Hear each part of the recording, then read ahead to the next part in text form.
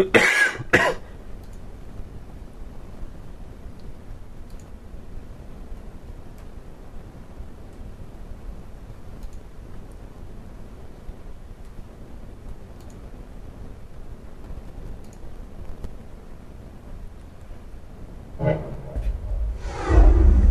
Movie Phone, 6-second review starts now.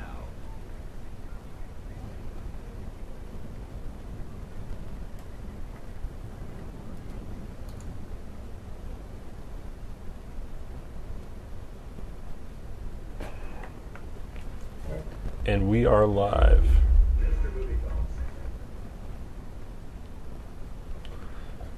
Alright, so as in any other time, post your questions. Have any questions about cameras like the other night, and hopefully I can help you. And I will turn down that.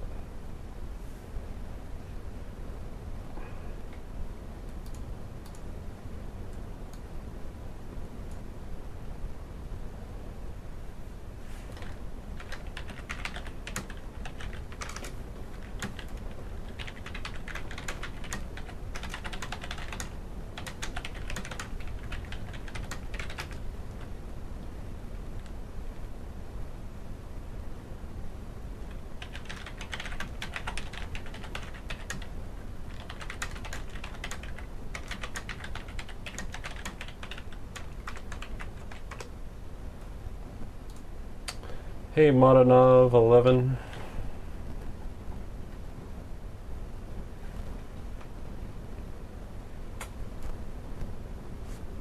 I'm just waiting for some other people to join up, and if anyone has questions or anything else, I can start another discussion about cameras. Last night we kind of cut it off when we were comparing the different cameras. Oh, and I did have did find out the D5000 and D3100 still don't have the manual camera controls that the D7000 has, the Nikon D7000. So still, I'd put all of those Nikons on my unrecommended list above the Panasonics and the Canon cameras.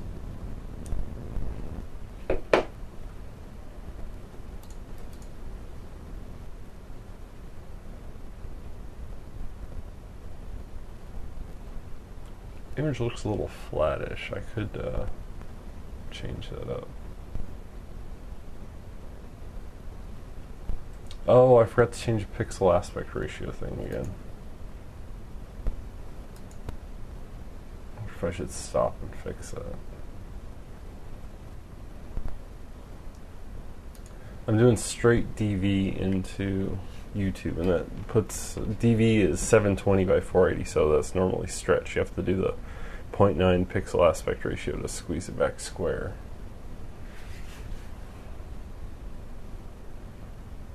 Cool, Bulgaria. Well, it's definitely a worldwide show then.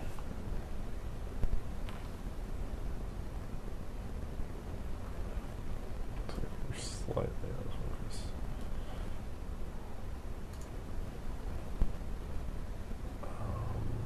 Right there.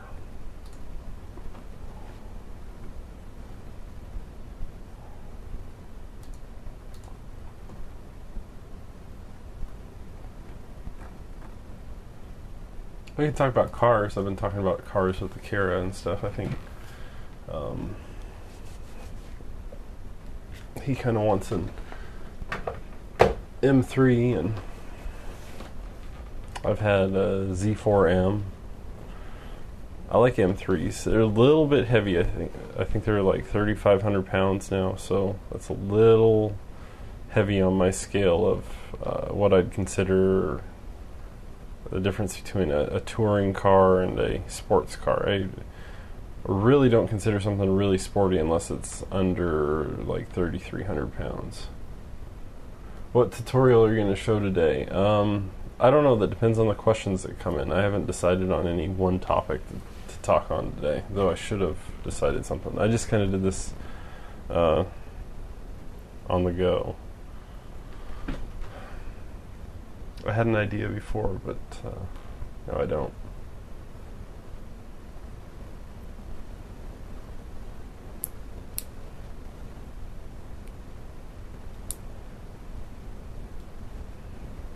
But until more people watch, I guess we'll keep talking about cars. If I were to get one car right now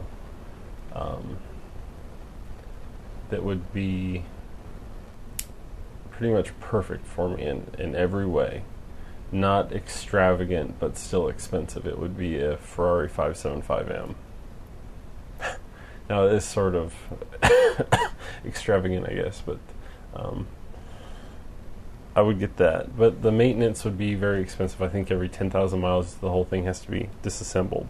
But yeah, my car at the top, if you scroll up, that's my picture that I took of my car up there. I wish BMW would come out with another Z4M like that. I'm not a huge fan of the BMW turbos. I think they have a little bit of a problem with their high pressure fuel pumps, and those get recalled and replaced many times. At least it's under warranty most times, but still I think it's getting a little bit ridiculous. I like a naturally aspirated engine, something that revs high, and not a huge fan of boost. But I do have a GTI now, which is obviously a Turbo 4. It gets the job done. My favorite classic car of all time would probably be the BMW, the first generation M3. I think that's probably my favorite, best looking car. I need to get one of those. I need 3 of them. I need one in pristine condition that doesn't get driven, that has like 15,000 miles on it, or all original. A second one that I dropped in like an S62 in, and have that as the fun car. And then I need a third one is a track car. Actually, I might need 4. Like, one is a daily driver as well. There's still not a whole lot of people watching the show, so we'll continue to talk about cars. I'm trying to decide whether I should keep my GTI and get the KO4 turbo replacement and take it up to 330 wheel horsepower. I don't like front wheel drive, but it's a good front wheel drive car. It's relatively fast. It has a great interior. I love the feel of it. I love the layout of my GTI, but the only thing that would make it better, if it wasn't a hatch, if it was a small coupe and it was rear wheel drive, then I wouldn't have any problems at all with it.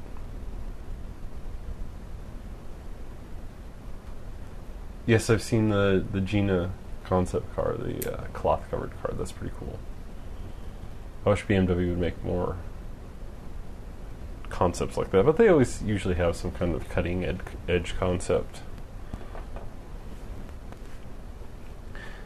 DCR DVD 4104. I'm not. Is that one of those DVD cameras? I want to look at what that camera is.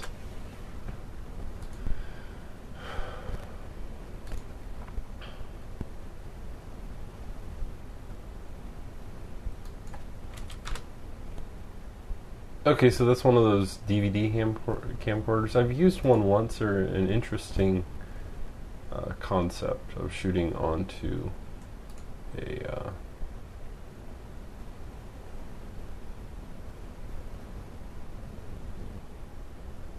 DVD, but it's been a few years.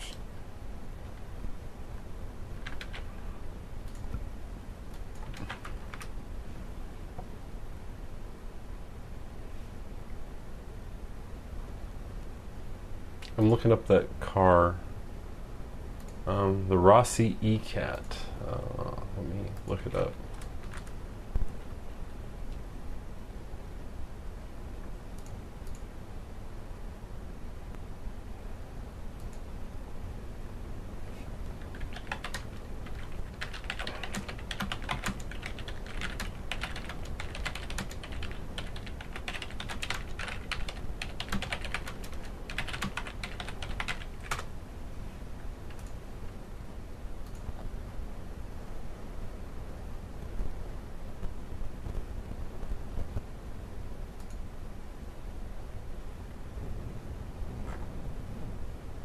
So is it like, are you talking about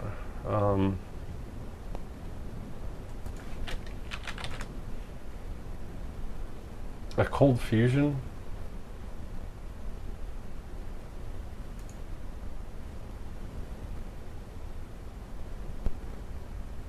I don't know. Maybe you're talking about a cold fusion car. If I could get a nuclear powered car, I would drive a nuclear powered car in a second. Nuclear. I think I'm saying it right. Not nuclear. Nuclear. They think that they achieved cold fusion in Italy. I'll believe it when I see it. When it actually happens, that would be awesome. Well, in fact, it probably will happen one day. But when it happens for real, scientifically proven, then what do I think of the royal wedding? I don't know. I don't like weddings. So, hey, it's cool though that you got royalty. I mean, we don't have anything really like that in the U.S., so it's a cool tradition. Not something that I'd watch or really care about, but it's cool that you guys have that tradition. It's something that gives your country prestige. Yes, a new car would rock.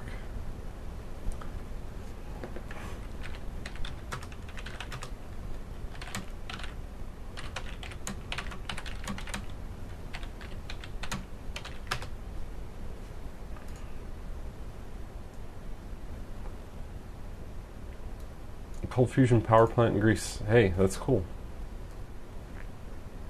But you think by now, I think that they'd be able to make a reactor small enough. I mean, they have them in subs, so I mean, obviously the thing that people worry about would be an accident. But building an electric car without a battery, but a nuclear powered electric car, now that's my kind of style.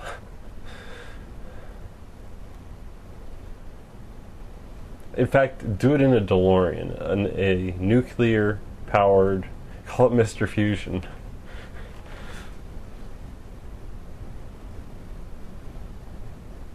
Yeah, the live stream thing trips me out too.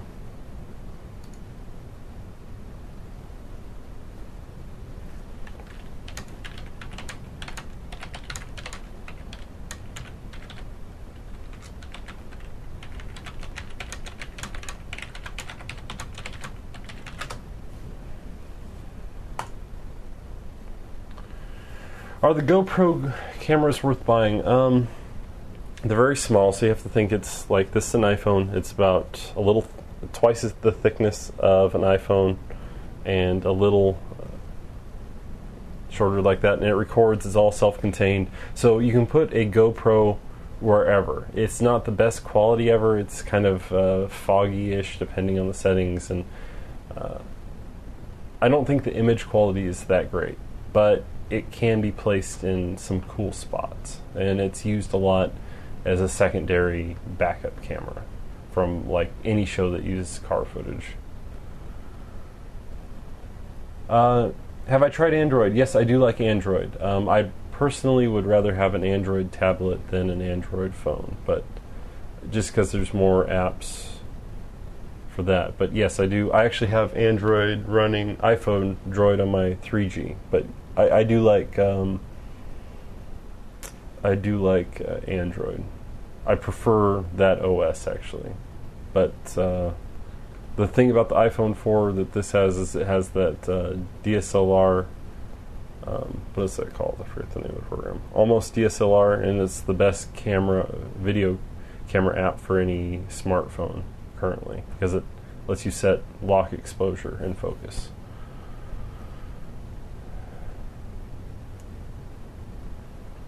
Yeah, there probably are more free apps on Android now, but I wouldn't use an iPhone unless it was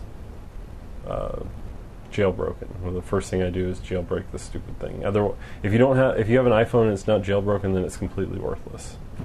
I don't even have any music on this because the other reason why I have this is my cars have all had iPod interfaces, so just plug it in and charge on the go. So I wish they made adapters from like smart adapters that went from the Apple connector to other devices and then could do all that same control. Because if you buy a car now, most likely it's going to have an iPhone connector. If it's USB, it's just going to be a mass storage device driver and not have all the other controls for your phone. So that's one of the benefits, at least car integration with iPhones.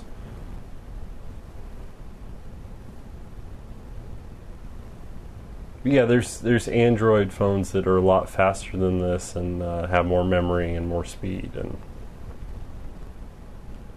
I'm certainly not a fanboy of this. The only reason I have this is that it's more compatible with other stuff than Android right now. I wish it was the other way around because I don't like being locked into a system that's like that.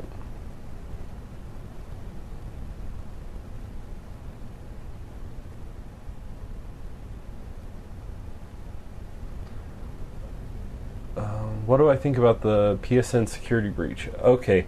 Well, it's Sony's fault. It's not anyone else. You can't blame hackers. You can't blame anyone else. Anything that I have is hacked. So as soon as the first hacks were there for the PS3, I had to try it out. I did that.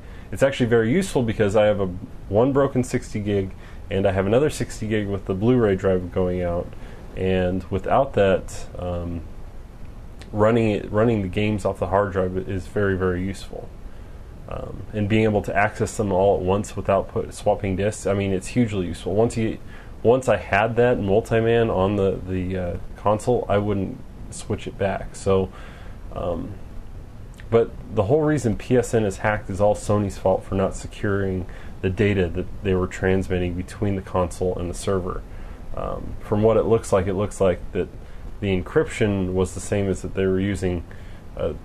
The random number generator was the same that they were using for securing the titles, securing level 2 access on the PS3. And because of that, it was really, really simple to break.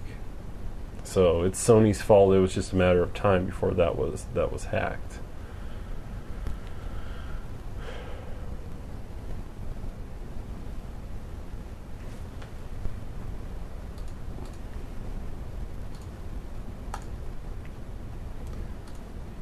Favorite game on the PS3?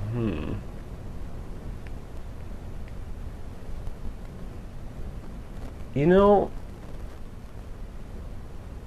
the game I spent the most amount of time in probably in the past year was Red Dead Redemption. Maybe that was last year. Last year, I guess.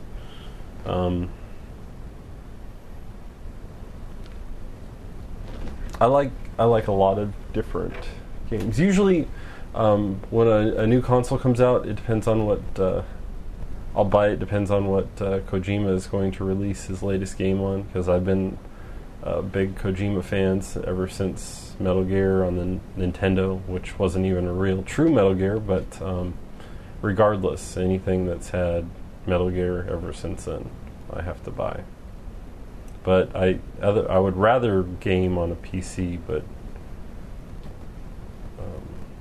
PS3 is easy to use and is looking better with MLAA. I enjoy Uncharted too.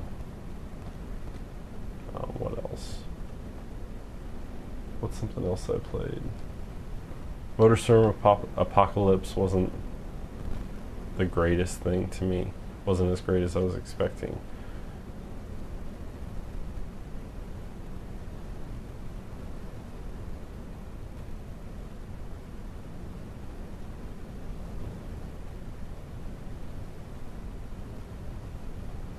PS3 versus Xbox, which wins your heart? I don't think that anyone should be charging for an online service for their games. So the fact that Microsoft charges to play online with the 360 is crazy. I'm not a huge fan of the hardware development that they did on the original 360 and how they had all the failures before the Red Ring of Death. It's probably more of a lead related issue than anything else, but I think it was poor engineering and poor testing for those first consoles. Obviously, people who had that got a longer extended warranty, and it's been a lot easier for developers to develop for the 360 and get better results. Most of the time when you have a multi-platform game, developers find it easier to to get better results out of the 360. And that's partly Sony's fault. Sony put the NVIDIA GPU in the PS3, and it ended up being an alternative. Well, it's a knockoff of the RSX is a knockoff of the 7800 GT, and it's not a really great GPU for getting the most out of the system. I think that was kind of a last-minute effort to get the PS3 out. The PS3, if it had the Xenos GPU in it and the cell processor, would be a completely different machine. Predictions on gaming moving to mobile, I really don't think that'll happen. But obviously people will always play games on the move, but you can't put your big high-budget games on a mobile phone. You're not going to be playing Uncharted 5 on a mobile phone. And if you are, it's not going to be the main place where you experience that. Just like on a mobile phone isn't going to be the main place that you experience a Pirates of the Caribbean 10 when Johnny Depp is in the rest home. So obviously there's always going to be gaming on different mobile devices.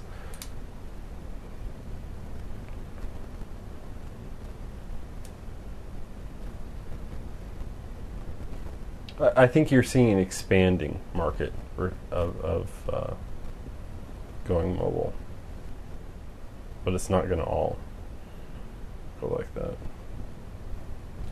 Killzone or Call of Duty? I don't really like either one online, but I did like the single player campaign of Killzone 3. I enjoyed that, but I didn't play online. Playing online, I prefer Battlefield, Bad Company 2. I'm not a fan of just like bang, shoot, respawn. I like blowing things up or having access to vehicles. That's more fun to me. Bigger maps. I mean, obviously, Call of Duty's fun. It's just not as fun to me as Bad Company 2.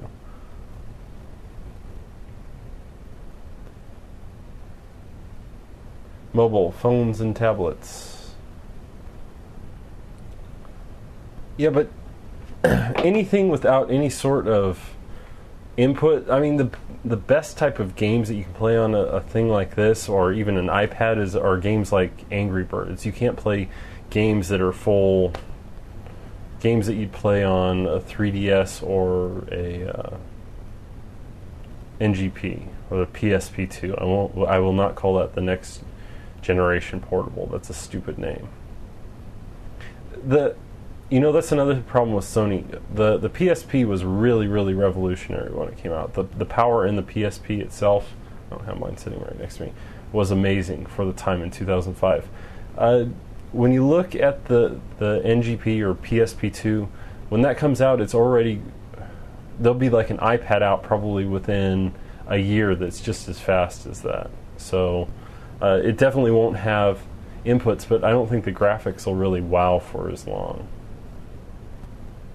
Plus, no TV out. I mean, the past 3 generations of PSPs have had the TV out ability, but I think the CPU is fine for the PSP2, but I don't think that the GPU is exotic enough to carry something another 5 or 6 years. It's going to look really, really outdated.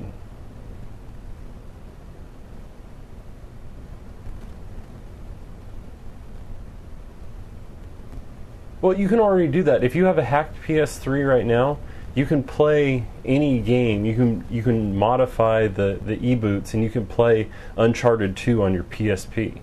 And you can use remote play and play it from a distance.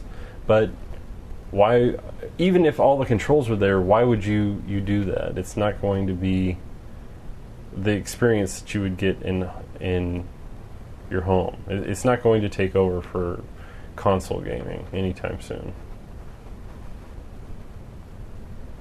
Yes, Gatler, I am back. Battlefield 3, yes, I am really looking forward to Battlefield 3. That looks good. I think I think that will finally be worth upgrading my PC. We're building a new PC for Battlefield 3.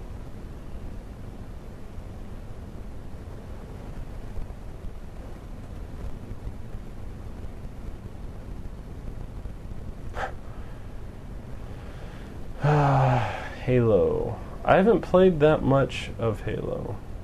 I played a little bit of Halo. I haven't played Portal 2 yet.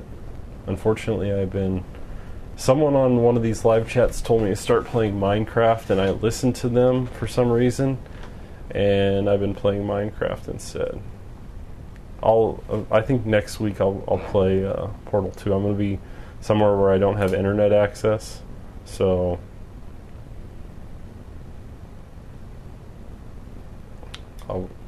what I wanted to do was get Portal 2 on the PS3 and then just activate my Steam copy on my PC and play it like that, and then I'd have I like having my PS3 game boxes even if I don't play it. If you had every option of me buying a PS3 game and having able to enable it on Steam and play it on my PC, I would do that all the time just so I could look at my nice pretty PS3 boxes and not play the game on the PS3.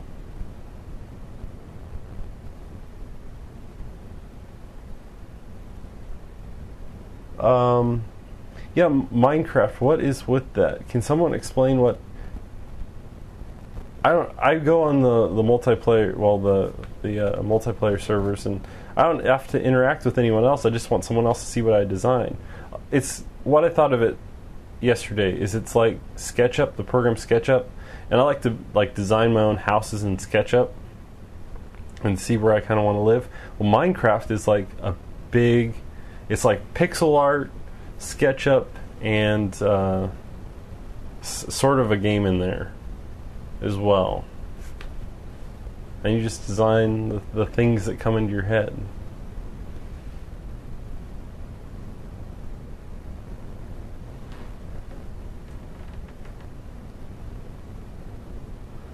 Nikon, Canon, or Panasonic. Depends on the camera, which I prefer. For video, Panasonic. For high-end still lenses, it would be Canon. For lenses that I can use on all cameras, Nikon lenses. Nikon cameras are my least favorite for video, though.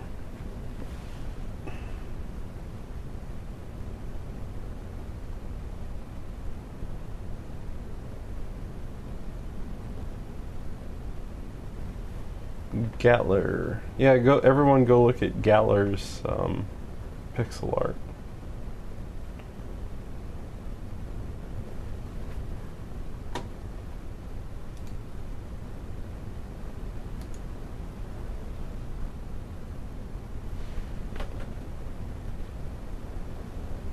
Do we get a delay or is there just no more comments? So that means you like Pentax video more than Nikon. No.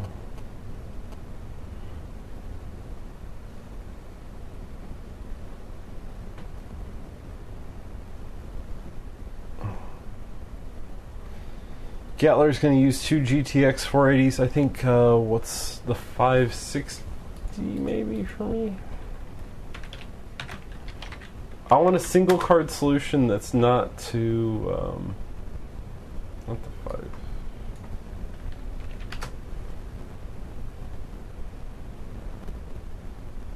I might do a 580. Do they have a 580 super clocked? Or, what's my favorite brand? Gainward.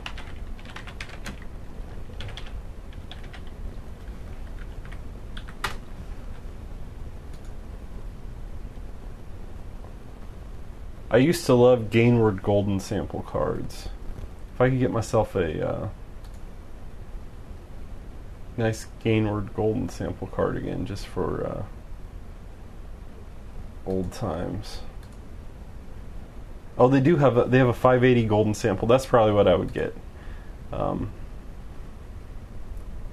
Doesn't have that much RAM though. It only has 1.5 gigs of RAM.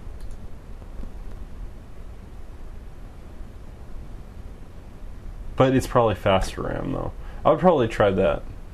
I don't know what the reviews are on that, but I would like my next video card to be another Gainward Golden sample.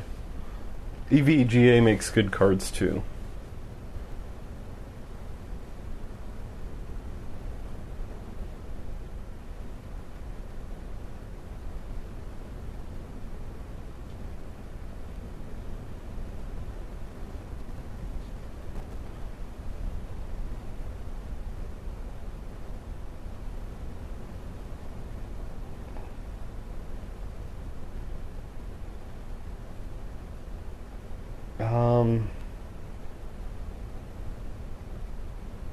Said you like Nikon the least for video. Let's clarify that and put it in a list.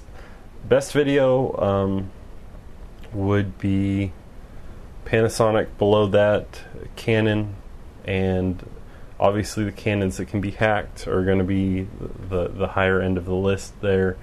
Below that would be the Nikon D7000 because it has manual control, and below that would be the other Nikons and Pentax cameras, because they all don't have real manual controls.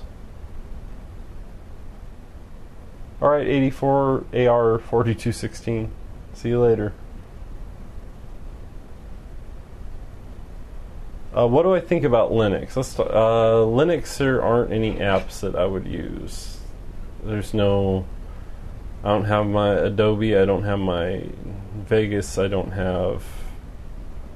even have... What I used to use in Linux was, what's that one program? Shake, before Apple bought it. If I had Shake again, I would use Linux. Otherwise, there isn't anything really useful for me to do.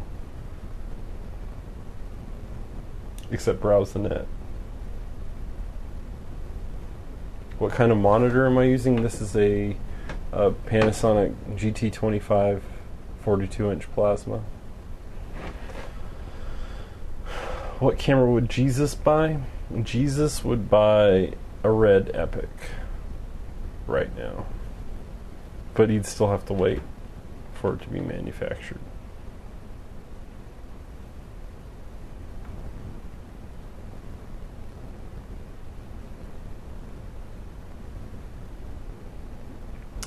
Camera using right now, it is an old DVX 100.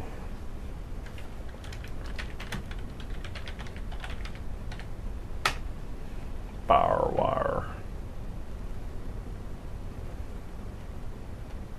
What do I do for a living? Well, right now I'm doing this for a living. Well, I do have my YouTube stuffs, and I shoot and film stuffs and direct stuffs. All sorts of different stuffs I do. When I'm not doing that, I get 10 million emails a day with questions. How much was it? Well, my DVX 100, I got this back in 2002, so it was like $3,500 back then. Now I think you can get them for like $500, $600. If that, you can probably get one cheaper if you find the right person.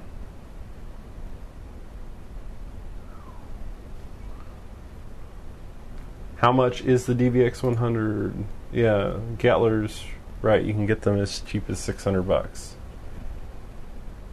It's a really useful camera. This particular camera has been broadcast all over the world. It shot TV series, commercials that have been aired nationally. It's been used. I've gotten my money back out of it several times. Can you find it at Best Buy? No, they haven't manufactured it for a while.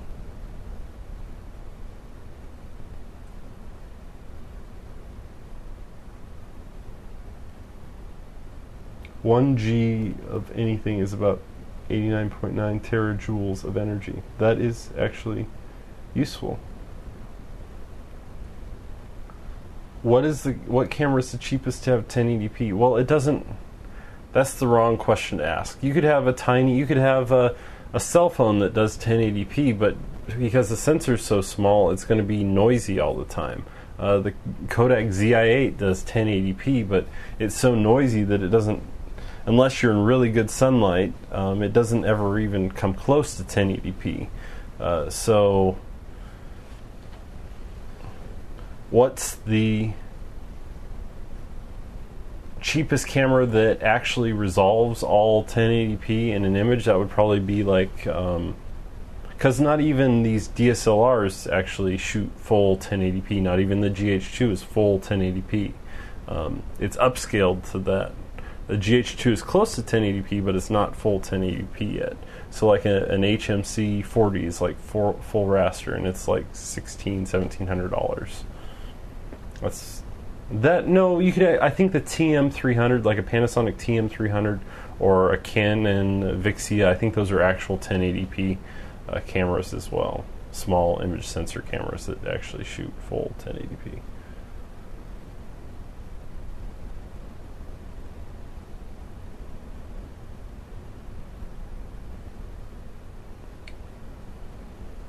Yeah, if anything, there's only one Nikon camera that is actually useful for filming video, and that's the D7000. So the video quality of the D7000 with manual control is equivalent, or some would say even better, than the Canon video. The problem is it's still a pain to set the manual settings when shooting with that. So you'll find more controls on a lot of different Canon cameras, but Nikon could fix these cameras with a simple firmware update. But even the D5000 is still, you still have to lock auto exposure just to even get it from not changing exposure when you film around. So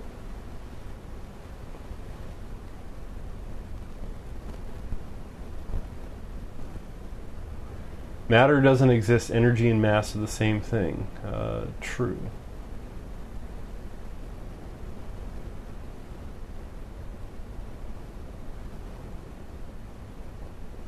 What is the best camera that you can get with $300?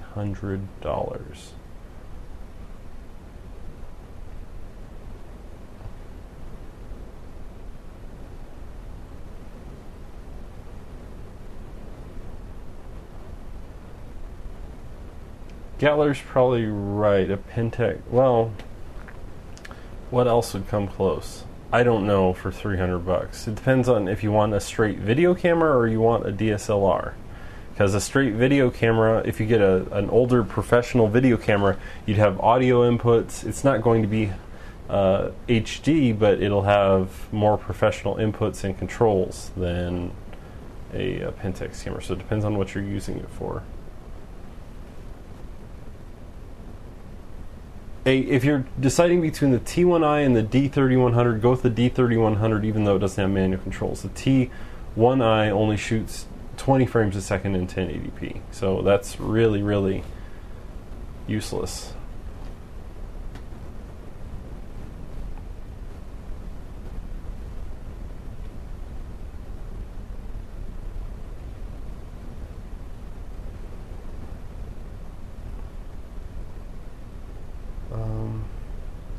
Mikey Warrior, is it possible to overclock an X360 or a PS3?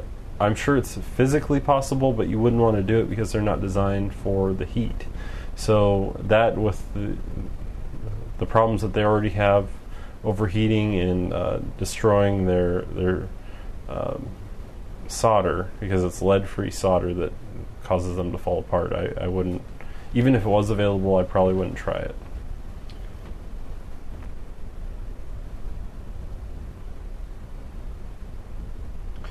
What do you think about the new TV from Bose? I don't know that they had a new TV. I would stay. It's probably just rebranded something else. I don't know. I'd have to look up. I stay away from anything Bose. Bose, buy other sound equipment. there's definitely Bose is just basically a marketing company. I don't want to get too much in here. I'll probably have some people like deathly trying to tell me that Bose is the greatest, but yes, I will. I will respond to any random questions, pretty much.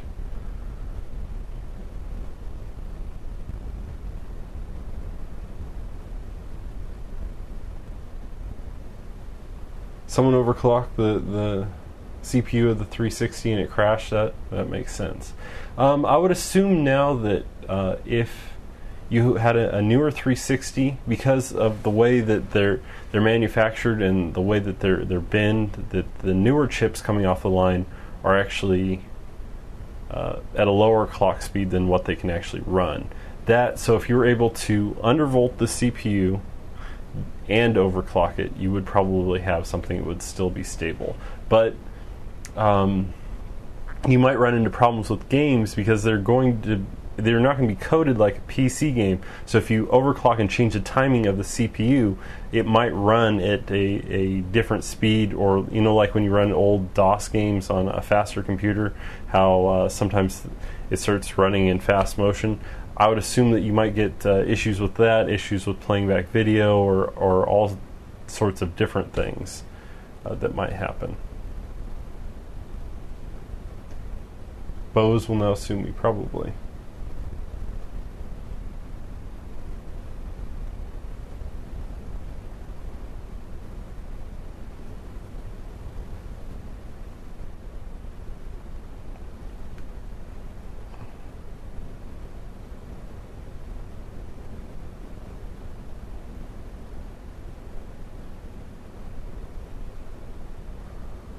I haven't seen better sound system that is Bose. Other brands that are American companies, let me know. Well, pretty much anyone. I mean, someone else can reply in the thread, but there's like tons of different companies that create. You don't want to have a sound system. You want to build a sound system yourself. You're talking about you need tweeter, woofer, and subwoofer, and then you need them at certain points, and you need them. Even building your own speakers, you could get a better quality speaker than what Bose will give you. If you've built your own speakers like this, there's plans around the internet to do that. You can get better quality speakers than what Bose is selling you. You can't have a little tiny cube that's going to give you better sound than actual large speakers. I mean, you can get into a whole conversation about most stuff regarding sound is just in marketing. They try to market cables as being, they have some kind of, all sorts of weird things that they're trying to do to sell you higher end cables when it absolutely doesn't make a difference, especially when you have a digital connection. Sometimes a little bit when it's an analog connection, but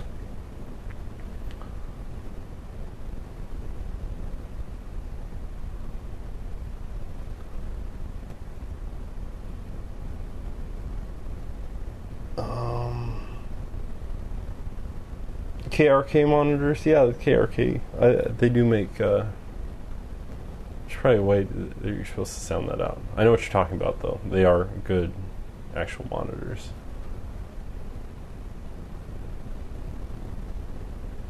What does the majority of the industry use for editing software? There's a lot of Final Cut guys. In movies, there's still a lot of Avid. I would expect now with the new Final Cut, with how iMovie-ish it is that probably have more people even moving into Avid. Don't hate me as I said that, but I think Avid's easier when you're cutting film and then you're matching back to film than Final Cut. It's really designed for that.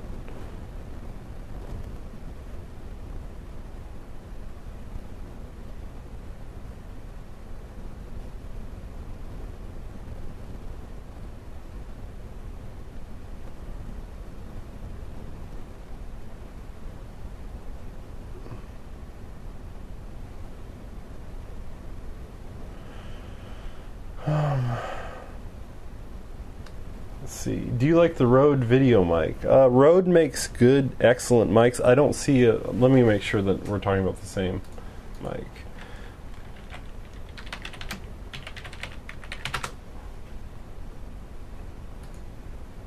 Yeah, that mic. The Rode video mic has like almost absolutely no purpose except if you're going to capture background sound. You can't... Okay, let's play with this. Do I have a microphone around me somewhere? No. Let's pretend this is the Rode mic on here. A microphone on top of here isn't going to pick up anything that's more than a few feet away good. Saying this is still the boom. In order to get good sound, there's three things. You either boom from above, boom from below, or you plant a mic as close as possible. Beyond that, wireless is the next option with a little clip-on like this. But lavs give more of a boomy, not as clear audio. So the most natural things that are always used in movies and TV, they're always being boomed. So something like a Rode video mic is going to be absolutely useless for most purposes, unless you're just capturing ambient audio of a background.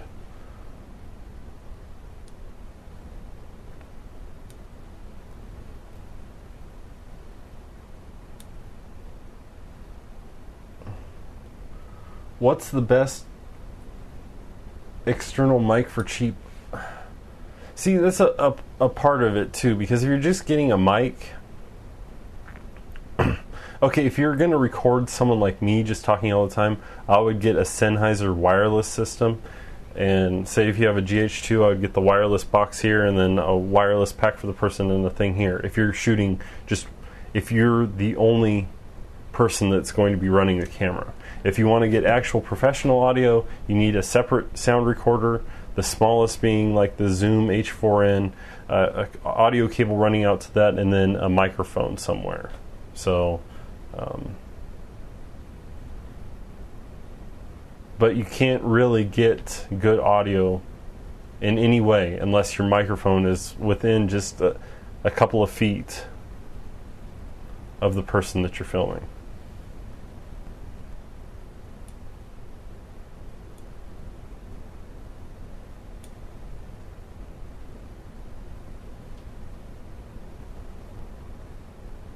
Vegas does... I like Vegas. Vegas is easy.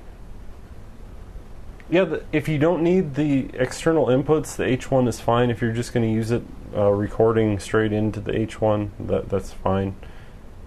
I'm sure the mics on that are just as well. The H4n has the two XLR inputs, so you can use it as a tiny sound recorder. Even though there is a problem with the H4n when the batteries are starting to die, you can get a little bit of hiss in the lines.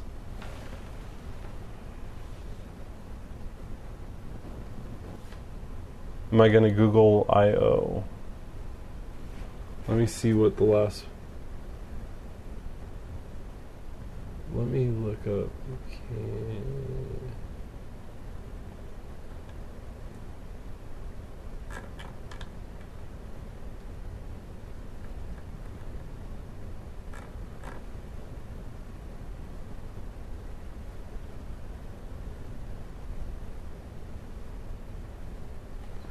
I don't know why I would Google I/O.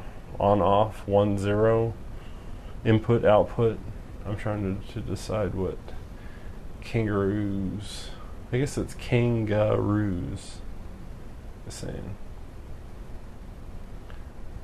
Why Macs don't have viruses? Macs are built off of...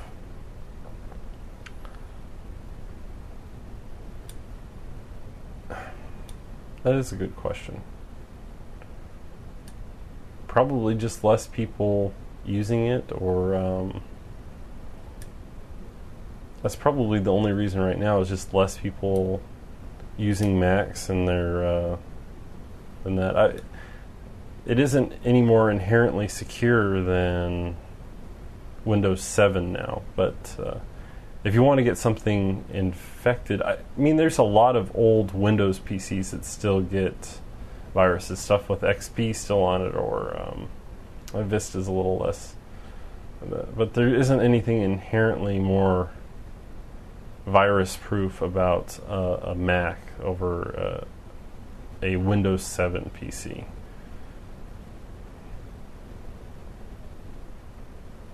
It's true. And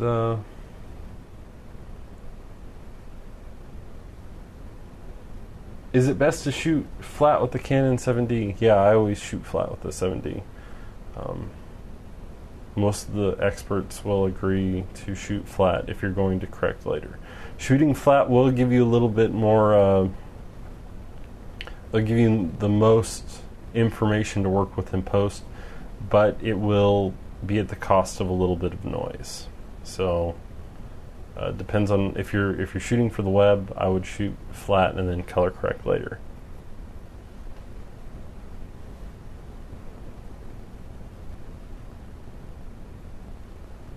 Do I have an iMac? I do not have an iMac.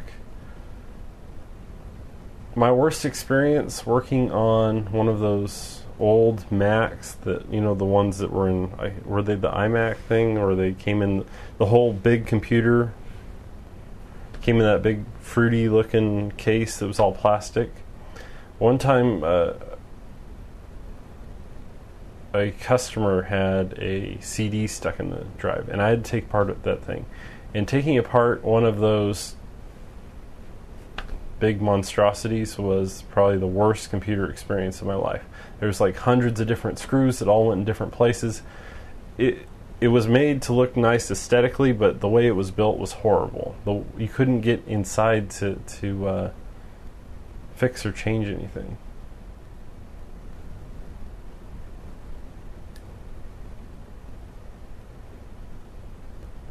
There isn't a point for me to do that. If I wanted to run OS 10 right now, I would build another Hackintosh. I did that in 05 with a shuttle. If I really needed to use OS 10, I would just build my own.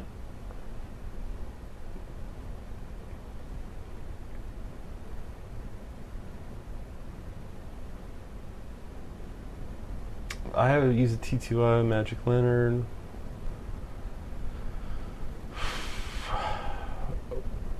Okay, Project X58. I use a T2i with Magic Lantern with Marvel Cine 3.4 picture style, which those picture styles aren't a huge boost over other picture styles, but hey, doesn't matter. Should I shoot flat all the time? You should shoot flat all the time if that is if you plan to grade every time, and you will give up a little bit of a noise for the extended latitude. Honestly, the best bet is, if you're shooting something on set, is to get the look out of the camera that you want in the final picture. If you're doing the post yourself, there's a whole lot of variables that go with that. If you're shooting and editing yourself, and you're comfortable with color correcting in post and know what the results are going to be, then I would say shoot flat all the time. Otherwise, shoot to get the picture style that you want out of the camera and deliver that.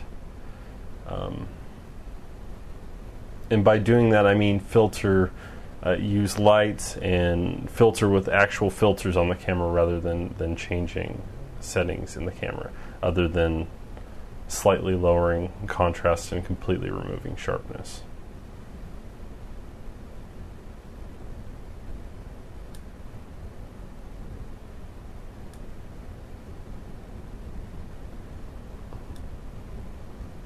You can call me Eye Patch Guy, it doesn't matter. I don't remember my name. We came up with a name in another stream. It was Mark, though. Oh.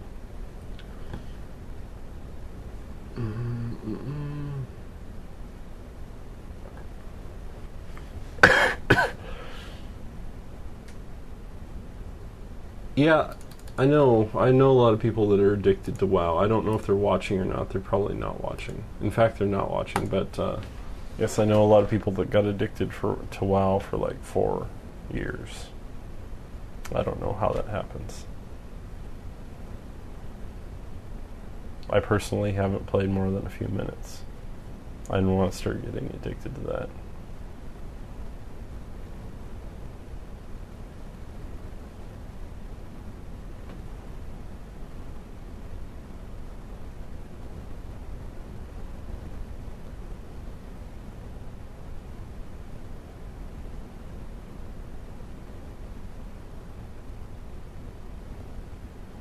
Cardboard box reviews. Coming back at us with no reviews of cardboard boxes, I believe. I think that was my sister's idea. I'm giving my sister her own live channel, hopefully soon, when her account gets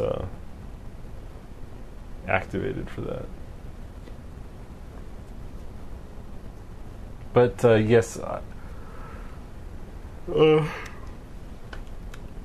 I am going to see the new Fast and Furious movie for whatever reason. Hopefully it's better than a lot of the other movies this year. I watched Hannah yesterday. I really wasn't impressed by the ending of that.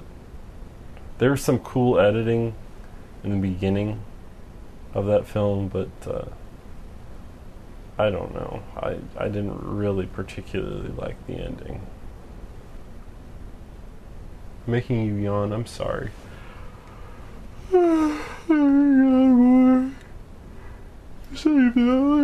I've only been streaming for an hour. Which editing software do you use or prefer? I have not seen the trailer for Immortals. It depends on the work. If I'm doing YouTube stuff like this, I'll just drop it into Vegas and dump it. Something longer form, it would be another program. Probably Avid.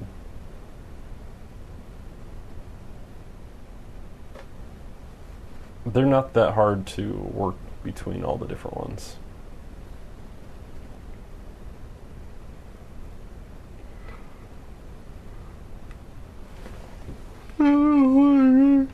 I'm not even tired. Do you like shooting 35mm, 16mm film? Yes, I do. I like shooting 16. 16 is fun. Super 16 is better than regular 16. Regular 16 is a little bit grainy. When I shoot Super 16, I like to shoot ISO 100 or ISO 200 at most. I think 500 is too grainy, and I hate grain. I like little amounts of grain. So if you're going to do an HG telecine, I like the lowest amount of grain. Shoot with faster lenses and shoot at 100 ISO. 35mm is fantastic. 35mm is the bomb to shoot, but it's very, very expensive very quickly. What I really wanted to shoot that I didn't get a chance, I wanted to shoot Milkman on 2perf 35. So a normal 35mm frame, here, let's look at a normal 35mm Academy is like this.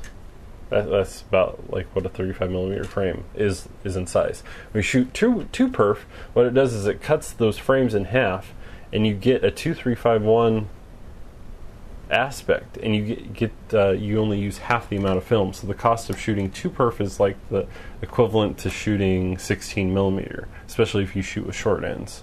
I wanted to do that, but there wasn't a camera that I could rent at the time that would shoot 2perf. When I did Milkman, it would have cost the same as Super 16, basically. Famous films that were shot that way, or Leone's movies, were all shot 2perf. They weren't anamorphic; they were 2perf, so they're chop frames, and that saved on production costs at the time.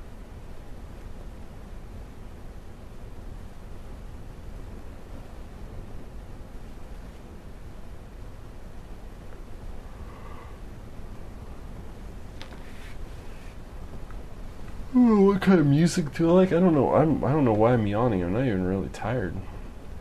What's your favorite camera? I don't know. My favorite camera changes like on a daily basis.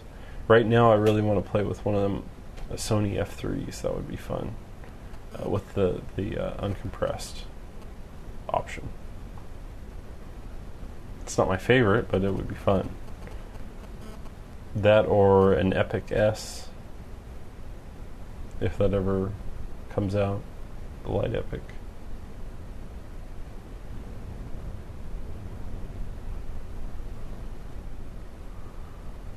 What kind of music do you like? I like lots of different.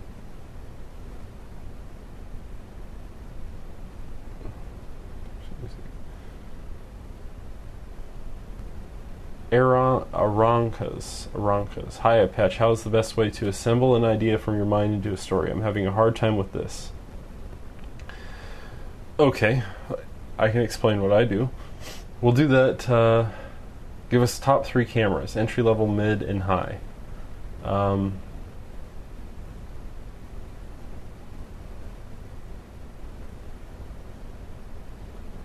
dear, we're getting lots of questions every few seconds, but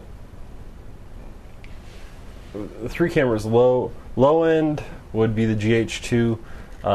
Middle ground right now would be, middle ground for me is probably a Red Epic, and at the high end would be renting something from Panavision.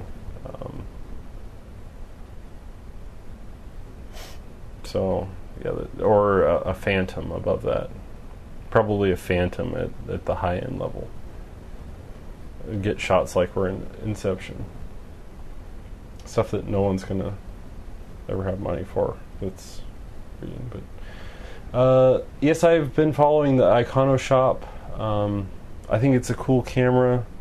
It has some problems though that I've seen that hopefully can be related, that can be fixed in firmware. But shooting highlights, it does this little pink blob when it hits the highest end of latitude, and so if the firmware can be fixed, I think it can be a great camera. Otherwise, it still has a very, very nice image to it. Ideas from mind to...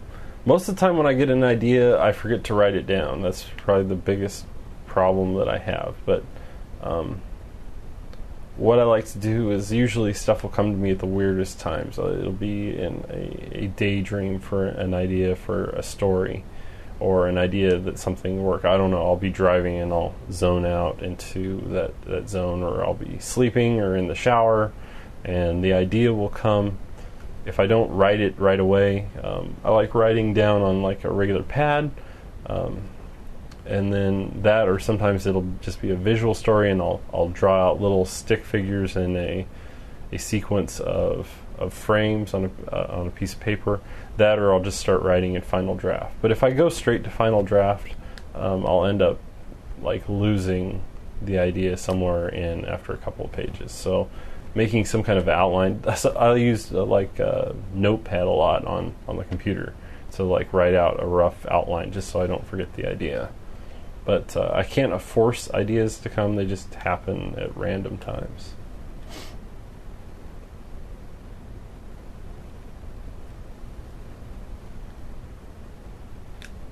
Am I only into photography? No,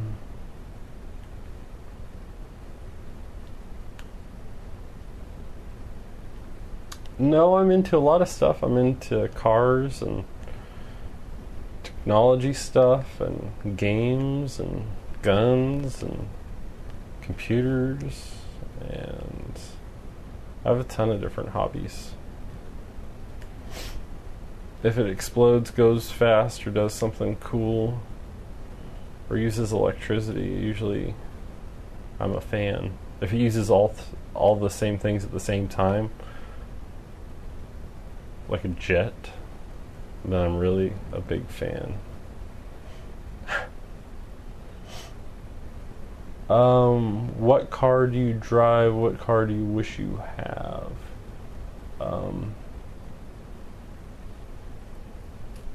Right now I have a 2010 GTI, VW GTI. Before that I had my BMW Z4M Coupe, which is up at the top here of the page. I think you can see that anyway, up at the top. My next car, see, I got a really good deal on the GTI. I was thinking the other day, I went and sat in a 370Z, and I was thinking I could trade it in and get a good deal on the car. I wouldn't be losing any money, but The 370Z just didn't seem to be up. I didn't like, on 370Z, I didn't like how light the doors were. I didn't quite think that the interior would hold up over a few years either. So, I love the exterior design now of the 370Z. It's my kind of car. It's a small coupe, two-door coupe with 2 seats. And it has an excellent manual transmission with rev match, and it's a nice naturally aspirated 6-cylinder. So all those things are hitting it right on the nose for me, but it's not, I don't know, I was worried a little bit about build durability with the car. I like the new 1M coupe from BMW. That's like almost exactly perfect what I'd want, except I don't trust BMW turbos. BMW, everyone who has a turbo 335 or 135 or 535 seems to have a high pressure fuel pump failure at some point in the life of the car. So I'm worried that BMW can't make a reliable car with that fuel pump.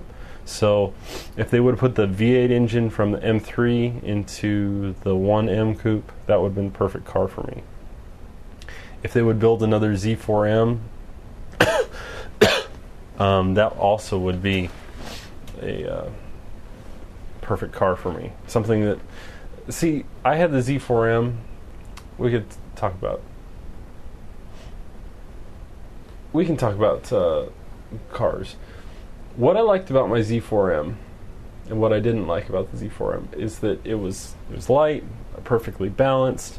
It was very, very raw and active, very nuanced on the road, had a thick steering wheel, but the transmission was horrible. I'm a manual fan, but the second gear in it was taken from a regular Z4, so it would grind in second. You could replace the transmission, it didn't matter. So I was worried about keeping the car out of warranty with that transmission issue and how much it would cost to keep or to replace the transmission, which would have been in tens of thousands of dollars. But I still think that the Z4M coupe was probably the second best modern BMW that they've built outside of the original M3. That and probably a couple of M5s.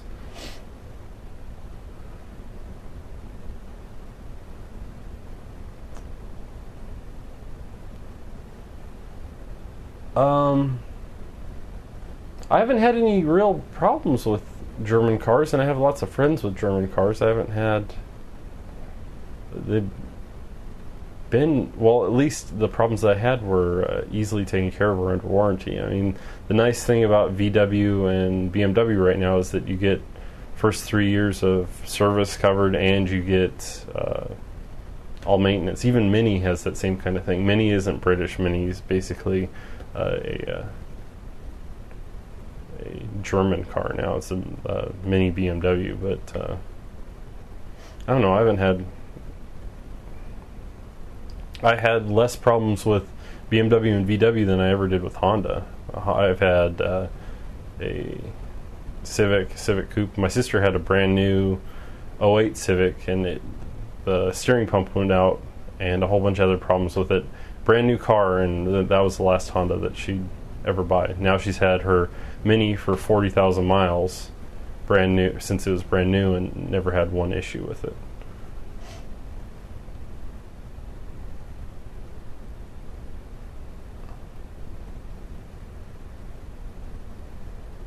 I don't really trust Mercedes, though. Well, there isn't a Mercedes that would really be for me. They're all automatics. I wouldn't buy just a straight automatic. What am I supposed to do? They're not even SMG. They're just straight automatics. Maybe if I was like 60, I would do that, but now I need to be able to shift gears somehow.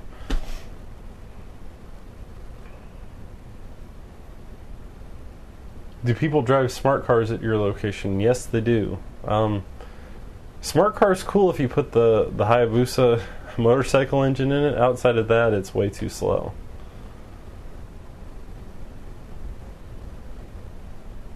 RainbowOps.com. It's got a 1962 bug that he's customizing. That's cool. I am in California.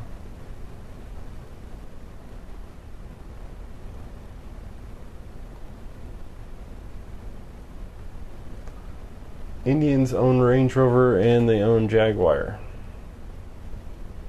Actually, my grandma has a Jaguar, and it's only had one issue with the automatic transmission, where the drive cable came loose, and that was $300 to fix. But that's been the only problem with the car in almost 80,000 miles. So even, well, it's a Ford-built Jag. So I mean, the S-type Jag is basically what a almost a Ford something with a different skin on the top, basically.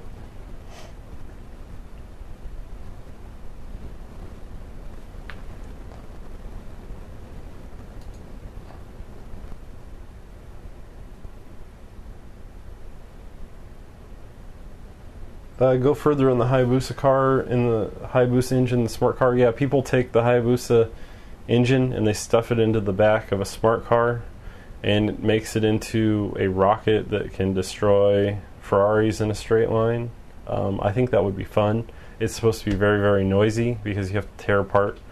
The cool thing about smart cars is that if you ever go and look and sit in them, every single panel is plastic. You can do all your own maintenance on it very, very easily. You can take the whole thing apart panel by panel and cheaply replace the panels if anything goes wrong. So it's a cool car that you can take apart like that. It's just like it needs 50 more horsepower at minimum to make it usable on the street. I don't have a problem with the transmission on it either. It's like a first gen SMG where it's a automated clutch that's kind of clunky, which is better than an automatic still to me. But I think when people do the Hayabusa swap, you actually get 6 forward gears and 6 reverse gears on the smart car. So it's pretty cool.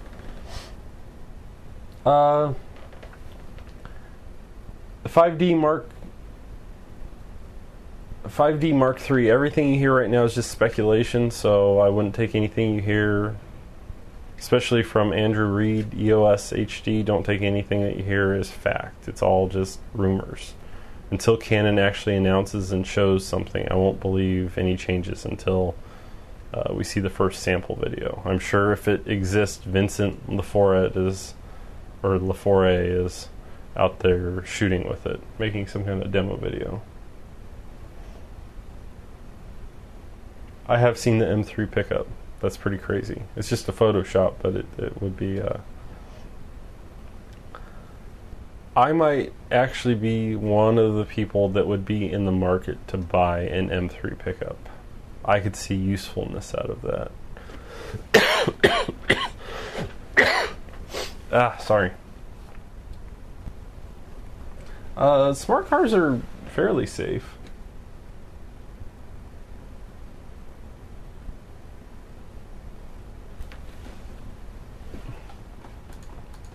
I want to look at Canon rumors.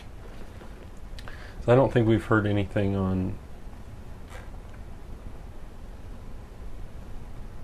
Oh, we got a new 7D firmware update. Wonder what that does.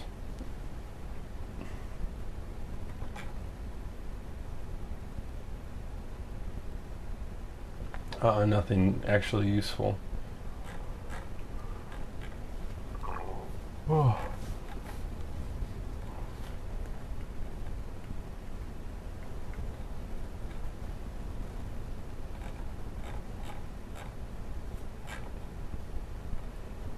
Okay, here's what he was talking about. 26 million.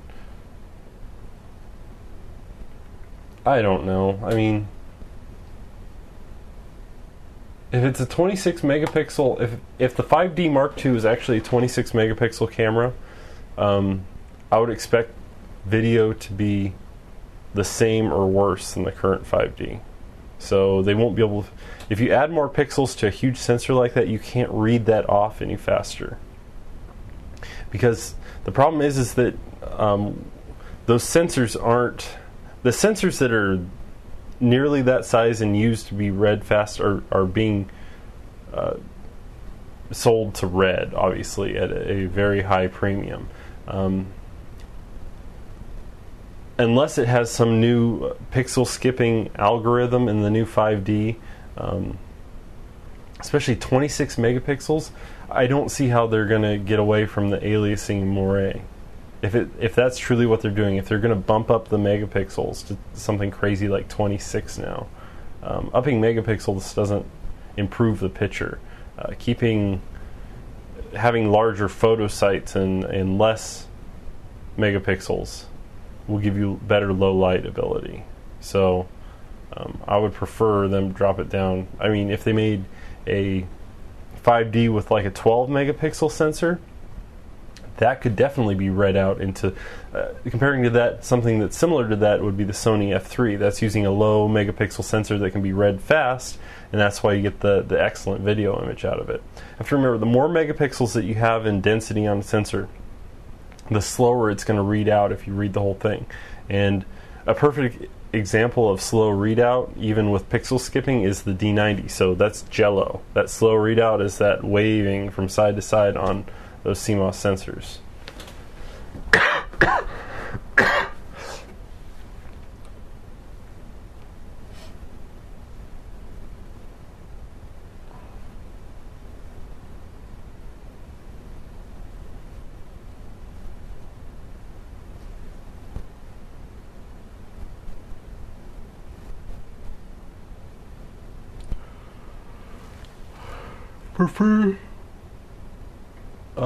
You prefer 120 frames a second? There's nothing cheap that shoots at 120 frames a second, unfortunately. I mean, unless you get one of those Sanyo. Is it Sanyo? Yeah, Sanyo cameras.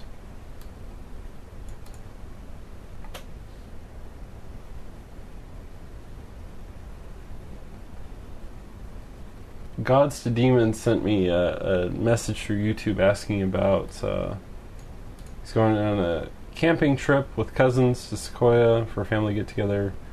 Me and my cousin are going to be making a film of it. I will have a budget of $1 to $2 grand for equipment. I would like to get a nice jib I was talking to you about last night, and I need a new camera. Yeah, I still haven't looked more into the jibs. I think the options that came up last night... Oh, okay, you're not asking about that. He's going to be cutting with an HV40. What camera would be great for that type of environment? Get either a T2i, T3i, or a GH2, or even a hack GH1. It basically comes down to what you prefer in the image of the camera, if you're still watching. But oh, okay. Oh, they won't let you post anymore in the chat room, because if you type too many, I think they actually time you out from posting anymore for some weird reason.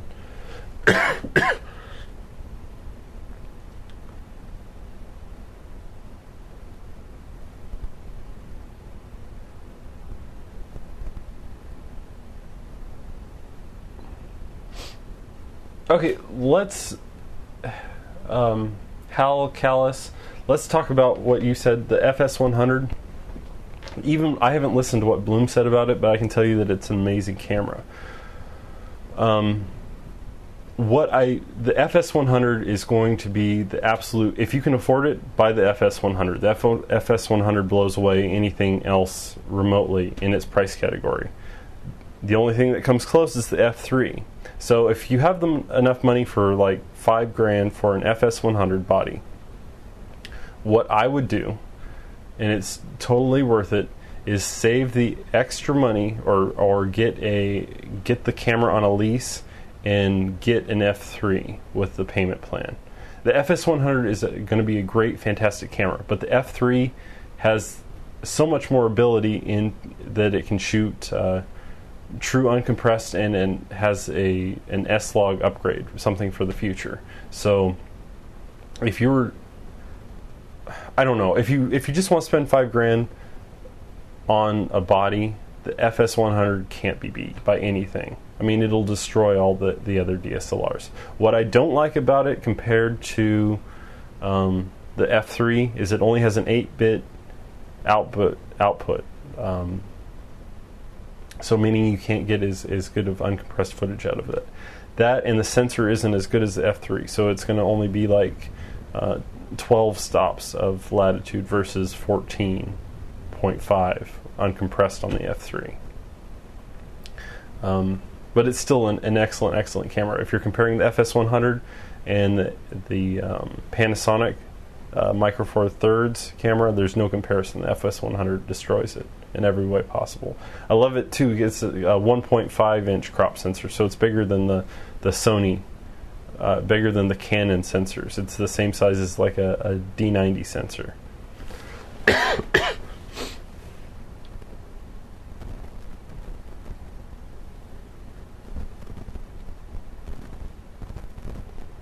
What lens would you get with the GH2?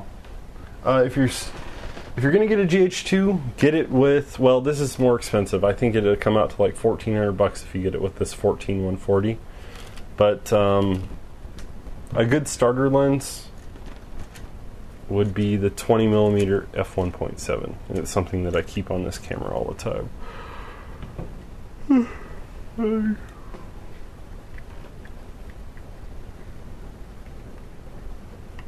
Night Project X58. Is there any way to do more slow-mo without 120? Yes, you can use a program called Twixtor.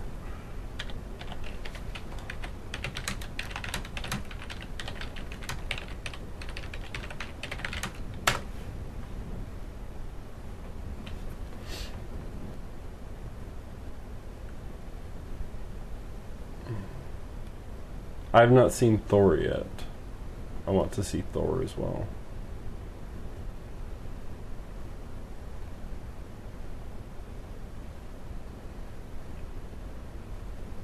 I have to think of it this way. The FS100 is like a EX3, a Sony EX3 with large sensors. So, of course, the EX3R blows away every other small image sensor camera. So the FS100 is like the equivalent with the big sensor, except it blows away even the EX3R.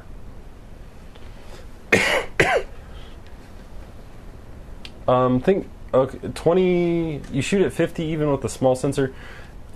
This 20mm right here is going to end up being more like 39mm on a 5D on a full frame camera, or it would be what on a. I can't do the calculation in my head.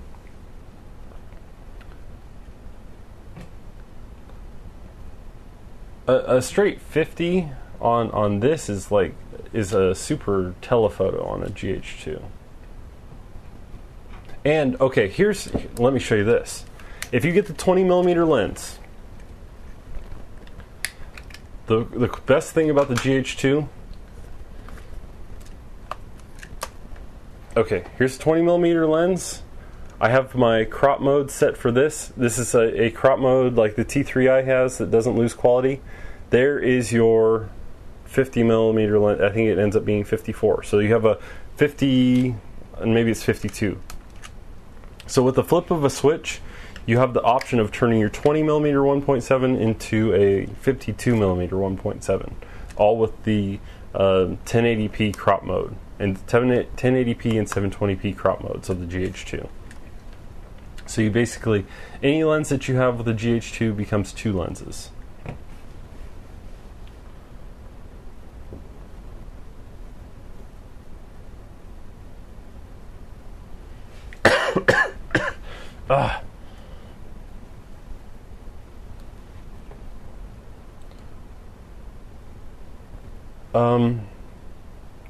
Slightly more noise, but it's not. I cut between the two all the time, and it's not. Unless you're over ISO 800, you're not going to notice. In daylight, you definitely won't notice. Really, if you're cutting between the two, it's really not that noticeable.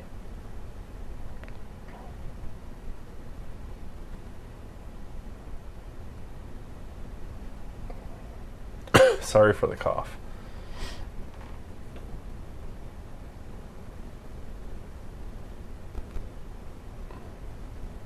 What mic should you get with the GH2? I wouldn't get any external mic with the GH2. If you're going to get something, get an H4n and record separately, but there isn't a mic that I would put on top of the camera that's going to do any good. Just like when mics come with other cameras, they don't actually do anything good unless you're planning on going out and doing reporting for a news station or something. Even then, they still use mics up to people, but those mics on top of the camera are more for looks than anything else, more for ambient noise.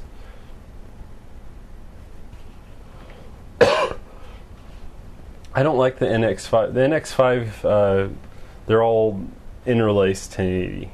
So no, I don't like any of the NEX still camera for video. They're probably good for still photography. I think even the sensors. Someone was having a conversation one night that the sensors were great, but it's not great for video. But yeah, FS100 versus AG100, there's no competition. FS100 destroys the AG100. I want to look up that one program.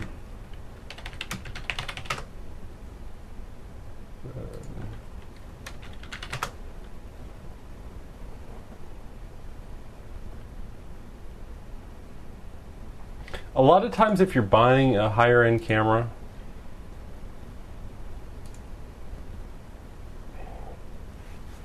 like if you're doing anything that's over a couple $1,000s, you can get a lease for the camera. So let's say I have a camera, let's say this is my Red Epic. Big stretch there. A huge stretch there. But let's say I spent $10,000 for this camera body. You can get a business lease program that will let you change. It will charge you for the camera over 5 years, and then they'll have a $1 buyout. So as long as you have sometimes they'll do it to you personally too. As long as you have good credit, you don't necessarily have to start a business.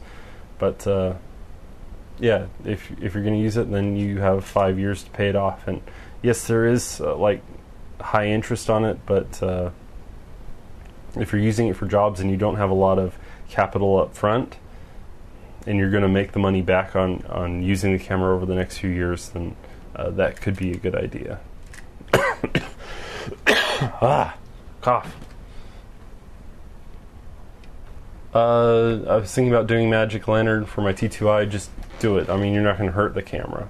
Those Magic Lantern's just a bootloader on top of the firmware that's on the card. You don't even write it to the camera permanently. It stays on the card, so there's no reason not to. I mean, the T2i isn't even an expensive camera, so you're not. I don't think there's been one reported failure of a T2i with Magic Lantern.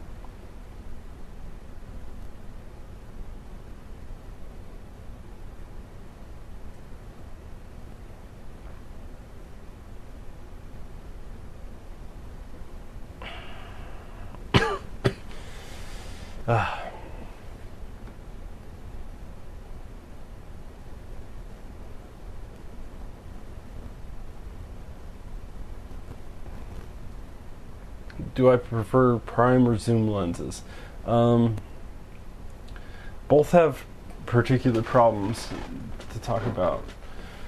So with most still lenses, they're not designed for taking video. So you'll get this effect called breathing, which when you're changing focus, the actual frame zooms on a prime when you change focus quickly. Although it was typically acceptable in older, low-budget films, it's kind of annoying these days to most people. Some people like the effect, but you can get that.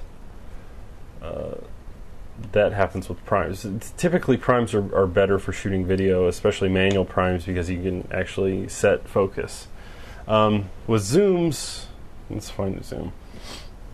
The problem is that this is the closest to a video zoom that you're going to get, the 14-140. But this zoom, it doesn't hold focus from the end. Most video cameras, you'll zoom in, set your focus, pull out, and it'll hold focus between then and there. DSLR lenses don't work that way. They weren't designed to work that way. So you get a whole lot of issues where it looks really cheesy to zoom with a particular lens in a shot, or to even change focal length between shots. So I do prefer the aesthetic of a nice zoom on shots if it's done nicely, but to typically do that you need to have a very expensive, very large cinema lens to get that cinema type zoom. So most of the time you're going to get a better result if you don't try to do that, and stick with primes.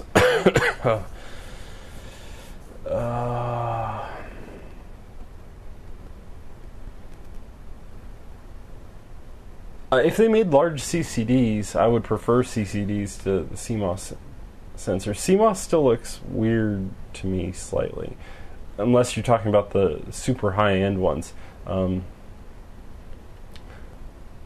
But it's very, very expensive and very hard to make 3 CCDs in a large size, so you typically don't see that. I think there's one camera that does have that, but I think it's no larger than 2/3 imager.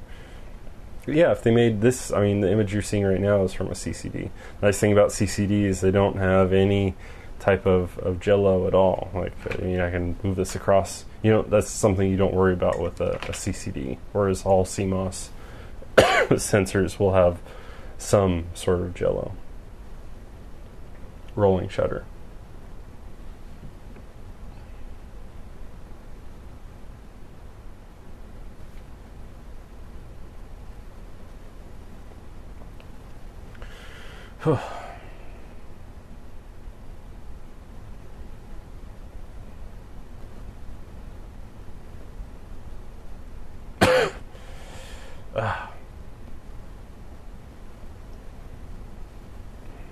I don't think it's updating again. Sorry about the coughing. I know it's really, really annoying.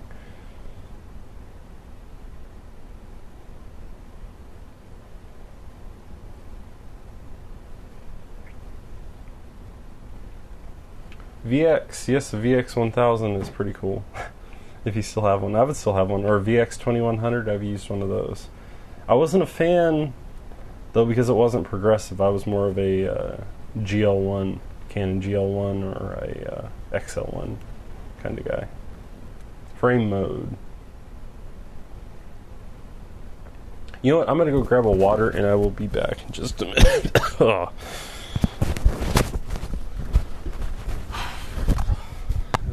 Literally be gone in a short time. If you keep posting comments, I'll answer them when I get back.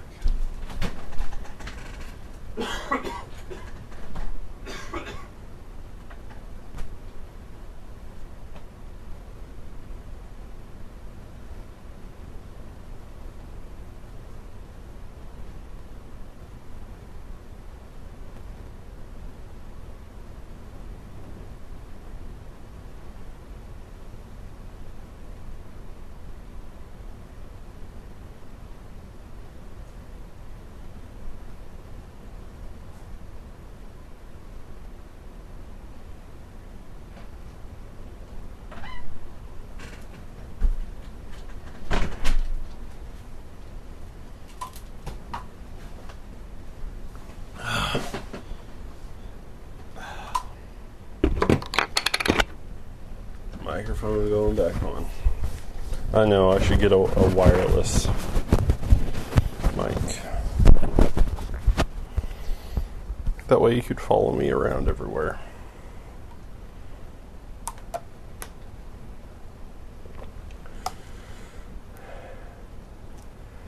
No, I'm not going to watch the royal wedding. I'm sorry. I have filmed, unfortunately, 2 weddings in my life. I hope to never have to do that again. I don't understand the point of a wedding, of wasting money on a wedding. I don't think I could ever do that. I would rather spend that money on a camera.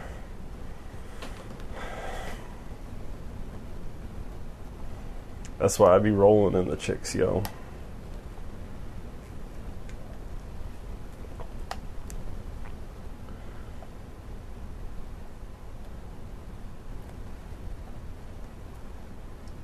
Yes, I have seen the autocorrect.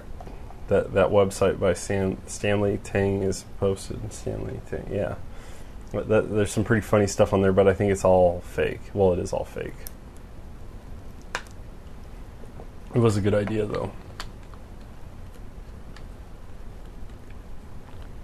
Your fiance would not like that statement. You know what?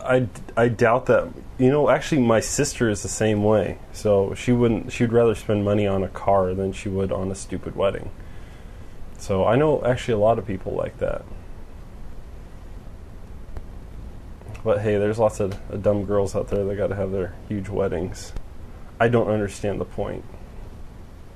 I don't think I could possibly understand the point. There's so many things that are more fun to buy than a one-day event with a bunch of people around. I don't think I could ever get the point of having a huge wedding, wasting money on that, but hey.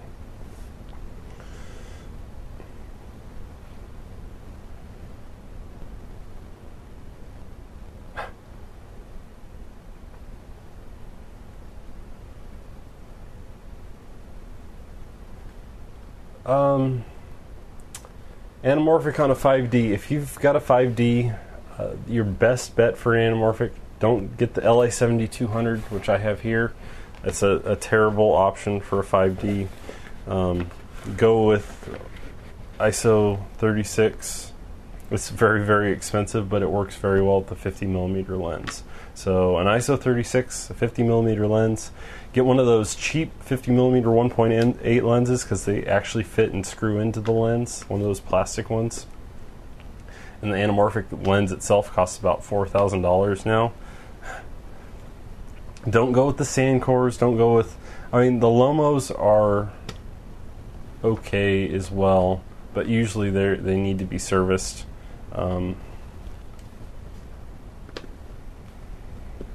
It's a whole big long discussion of getting into that. Basically, what an anamorphic lens really is it's a wide angle adapter that only does wide angle in one direction. So it's only horizontally wide, vertically it is not. So you get a wider field of view in one direction but not in another direction. That way you squeeze it down in post. So essentially think of it like that. If you want a basic on an anamorphic adapter, it's a wide angle adapter that's only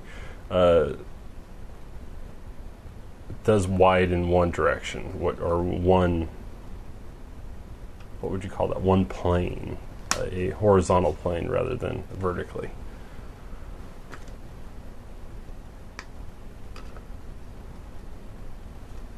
Explain how shooting an anamorphic works. I don't think I can take off this. Nope. I'm going to try to do this live. Why not? I've got a filter on the front of the DVX that I can't get off.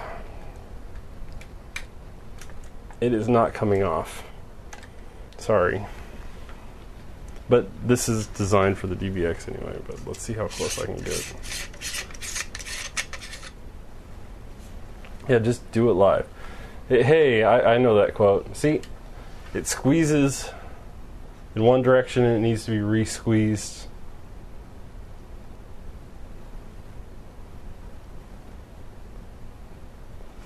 And you squeeze the top and the bottom down.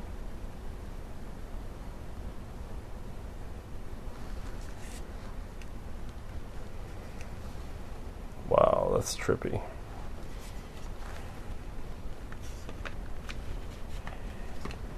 Oh, I just touched it. No. No.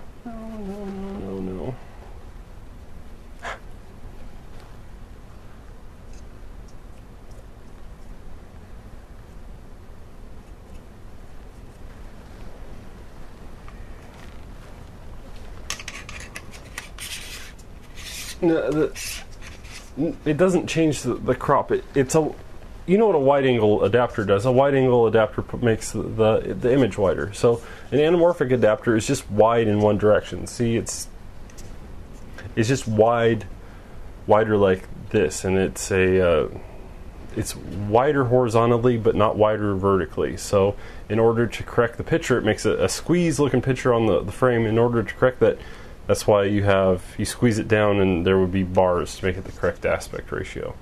The things that change with an anamorphic adapter are front anamorphic adapter, bokeh changes, so meaning when stuff is out of focus, let's put my hand here, put this up close. You can't get really good bokeh off that. Okay, so everything that's outside of behind what's in focus is the bokeh, the out of focus bokeh. So on an anamorphic adapter, that changes. That bokeh is actually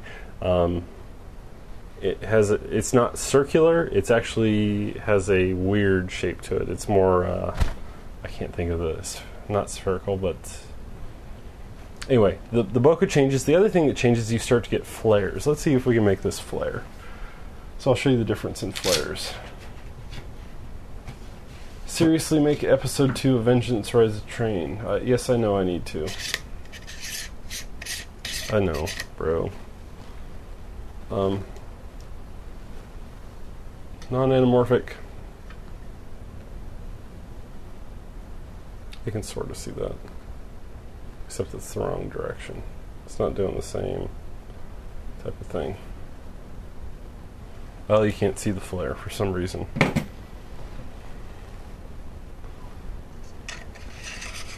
It looks sexy. Oval.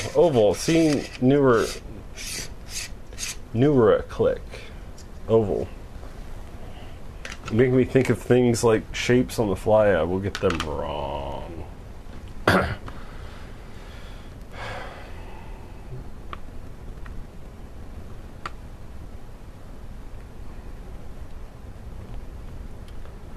Seriously, make episode 2 of Vengeance Rise of Train. Yeah, I know. I really do know that I need to make that. I keep repeating your comment. Can I keep in stuttering? Maybe. Stuttering. Hey, maybe it's going to be like the King's Speech later it gets.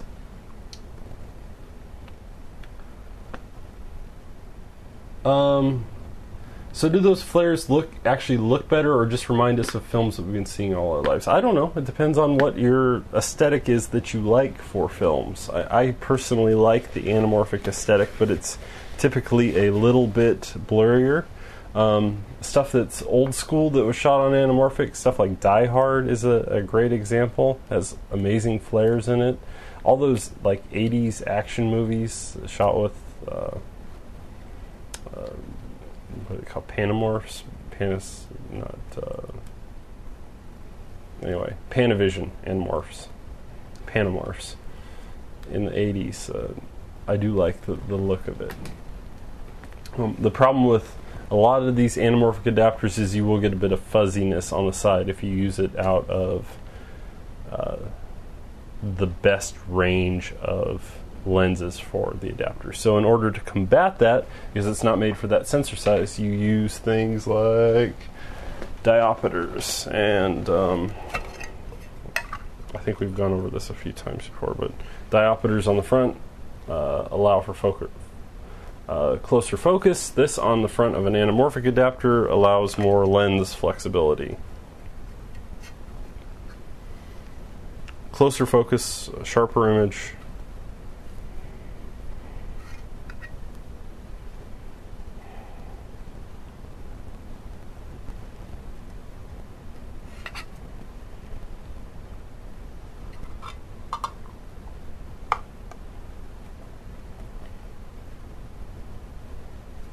But yeah, you have to stretch it back out manually.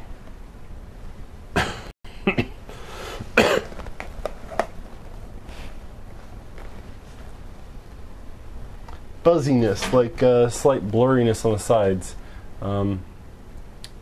Yeah, you will get a lot of let's say we take the edges of this.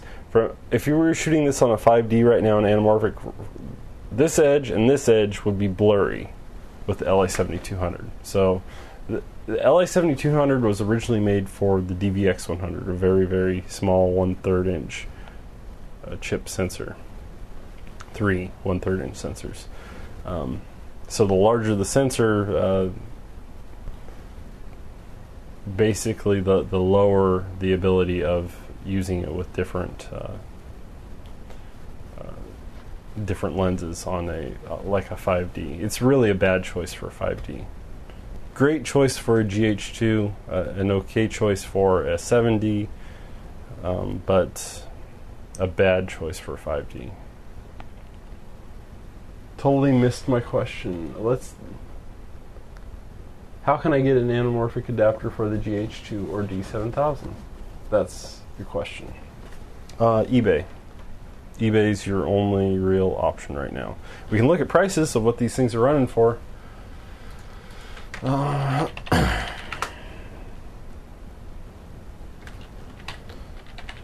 LA7200. Whoa.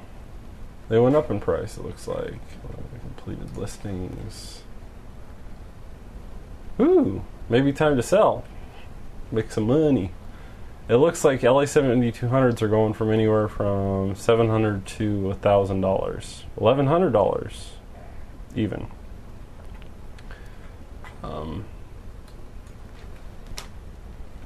They go up in value because they're rare. They're not made anymore. Outside of the LA7200s, you have your ISO 36. Oh, whoa. There's one on here on New Jersey that's no bids on. 18 hours left, and it's only at $1,000. Well worth it if you can get it for $1,000. Now I'll never get it for $1,000 because I told you all where to look for it.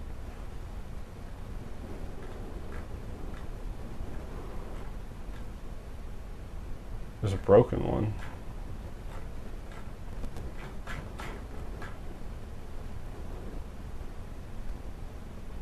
I might buy the broken one.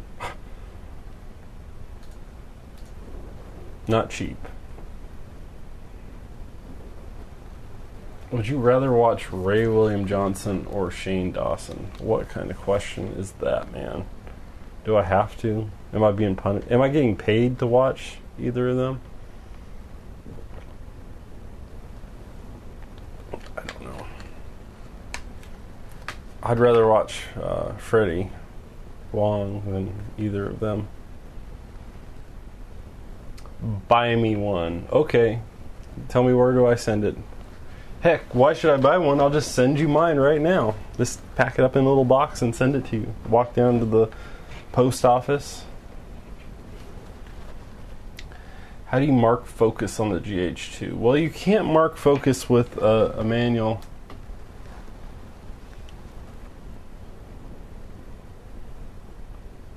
I know, and I was just joking around. I don't know. They both make way more money than me, so I can't complain. I'm just jealous. Just a freaking question, man.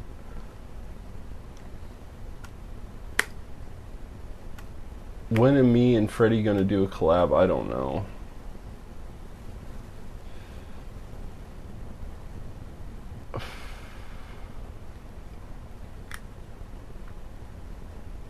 I do not know. I do not know Freddie Wong. Freddie is good at special effects. The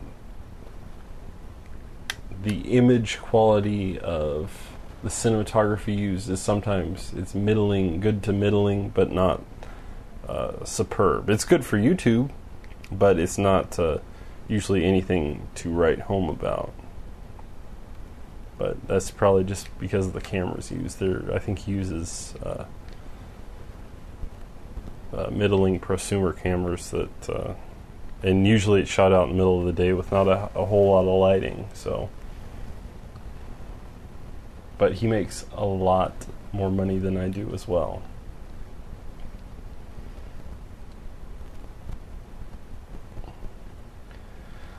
Carlos Lara. Say my name. What do you think is better, Nikon D3100 or D5100? Buy the D7000 if you're going to buy either of those. I researched this after last night's session.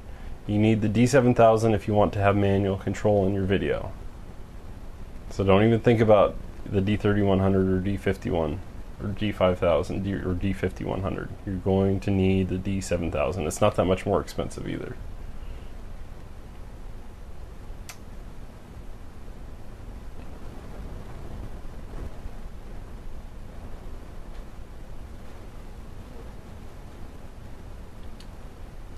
Oh snap, you said my name. That cool.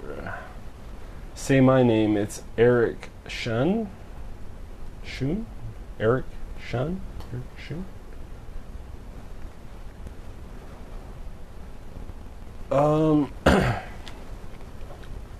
Kieran Abad using 5D with the LA7200.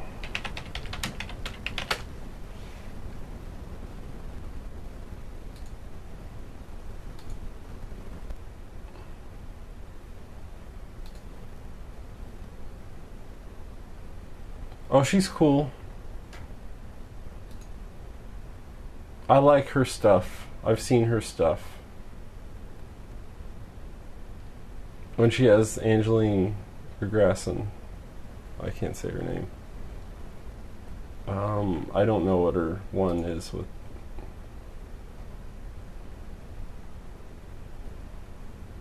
She's the 51.4 with the 7200 and the Photon. See, but the problem is that you can only use it in close up.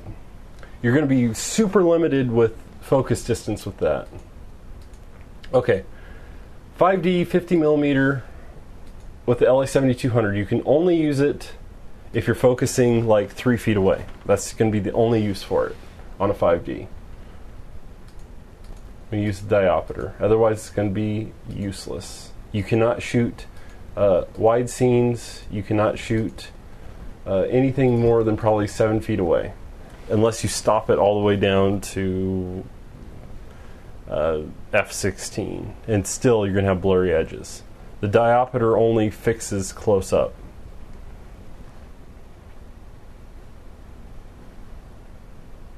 Mega Afro guy, that is really funny. What is this live video about? I don't know. You tell me what this live video is about. If I get questions like that, I start going into impression mode, and then people start getting, I'm so glad that you're not doing impressions tonight. And that sort of bugs me, but not really, because the impressions can get pretty bad. Stop it. Stop it. Can I speak Arabic? No. F1000, F9000, F over 9000. All my Steadicam questions. No, we did the Steadicam question last night. There were Steadicam questions last night. And I can't read all these questions. There's like 10 million questions. The Steadicam thing isn't really well, it takes lots of practice to be able to use a Steadicam with a DSLR. So if you got a Merlin with a vest and you spent a couple months getting really good at shooting with it, then you could get good results. In fact, you could use a Merlin without the vest, and if you have the time to spend walking around with it, I would walk probably a couple miles a day just trying to get the best, learning how to fly the camera. It's like I said last night, it's like flying with a bottle on your hand. If you can do that stably, do some Tai Chi, walking with it and practice, then you can be good with the Steadicam. But most of the time, it's better to hire a professional to do Steadicam shots. But get to the chopper. Yes, the only decent real results, ISO 36 or ISO 42. I don't like saying ISO 42 because I really want an ISO 42. I think the ISO 42 is actually the best ISO there is, and I'm never going to get one anymore if I keep telling people to look for that.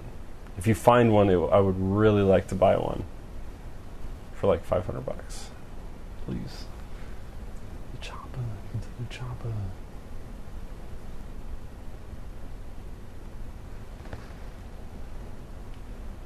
Yes, Tai Chi, seriously. That's Tai Chi is like Steadicam. I'm going to hit the Tiger High and Tiger Low. So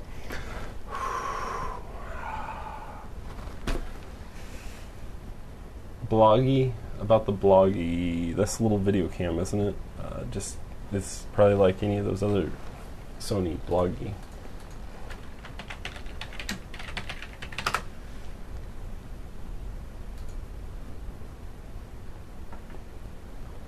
Okay, so it's basically like all those other things, like a ZI-8. All those small, tiny image cameras are pretty much the same. Usually you don't have manual controls. What you see is what you get, and they're useful for some situations like strapping on a bike or strapping in places that you don't want to break a camera, but not really useful for getting super high quality video out of.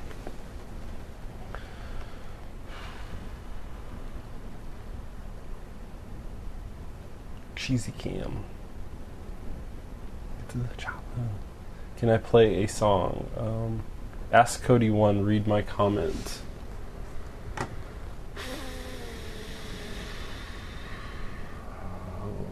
You see how hard this is?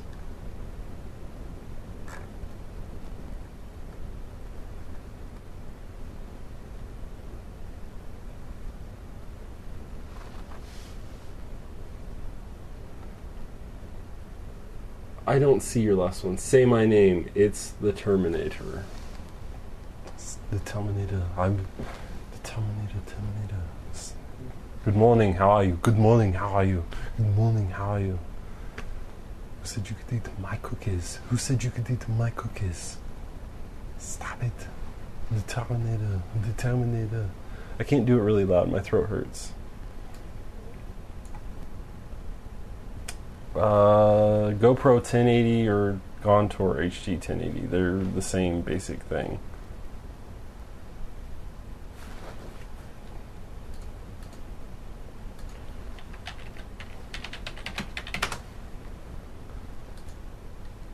Yeah, you're not going to really see a difference between the two. I really, really highly doubt.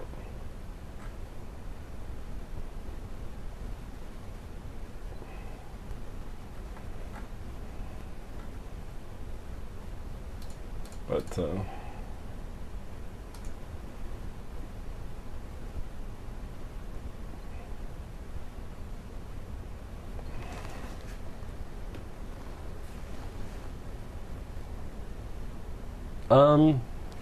the GoPro does weird stuff in bright light. If you watch that other video, it was shot all different angles.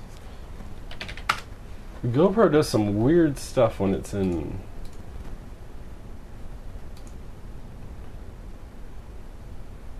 or it's got a reflection coming off of it. Where's that? The Laguna Seca video.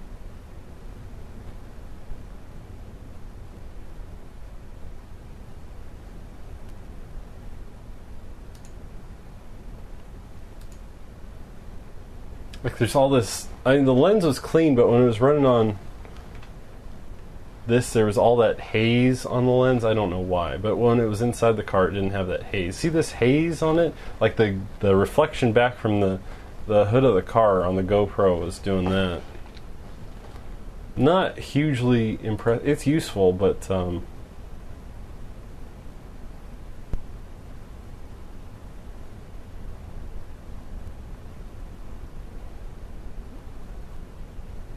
I can't really play music without copyright permission for those things. I can play Cures music.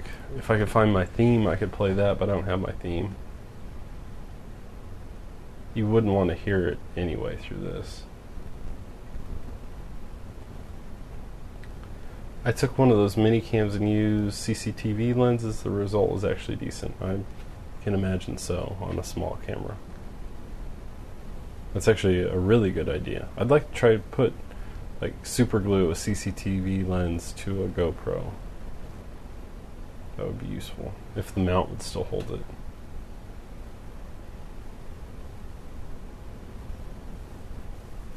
We actually have like 30 people watching now, so I'm impressed. I'm going to look at the stats. Usually I open up the stats. 2 guys walked into a bar. Ouch, the second one should have known better.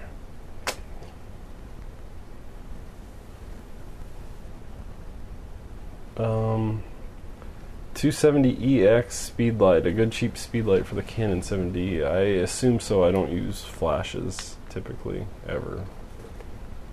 But I don't do a lot of event photography either.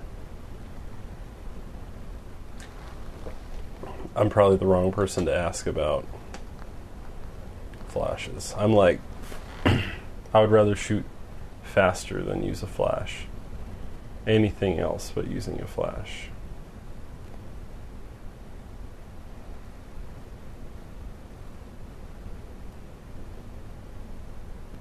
Unless it did something cool, like I don't know, that or set up like full lights.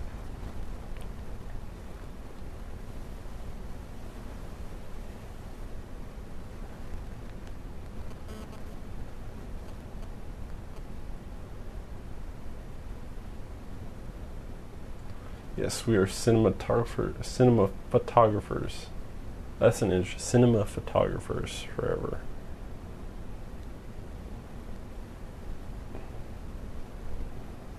Interesting. I cannot read. What else? Did you go to film school, or did you teach yourself, or a little both? I did go to film school, and I taught myself a lot before I went to film school. I actually bought my DVX before I went to film school. But film school was good for meeting people. Wasted a lot of money there. I made a lot of money back on projects after film school. So I don't know. You will get out of film school what you put into it. If you go there and you don't put in a lot of effort into meeting people, you won't get anything out of it. It's very, very tough and challenging to go because you're basically in competition with everyone else that goes to film school. The biggest benefit of film school is that you can do great internships that can lead to jobs. I didn't do any internships because I was too much of an idiot, and I actually worried more about my grades than anything else. But I should have done more internships that would have helped out a little bit more. Yes, I'm back with my live thingy. I have an HD TV with a built-in camera. What do you think about it? It runs on a 1080p. That is an amazing sentence. That's like a Michael Scott sentence. That's like a Michael Scott comeback from the way that I'm reading about it.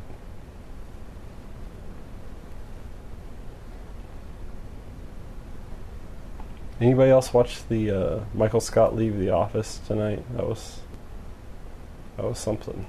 It was actually a good episode. And then he took off the mic and everything and gave it back. I mean, they did that well. I don't think the show can come back after that. What school?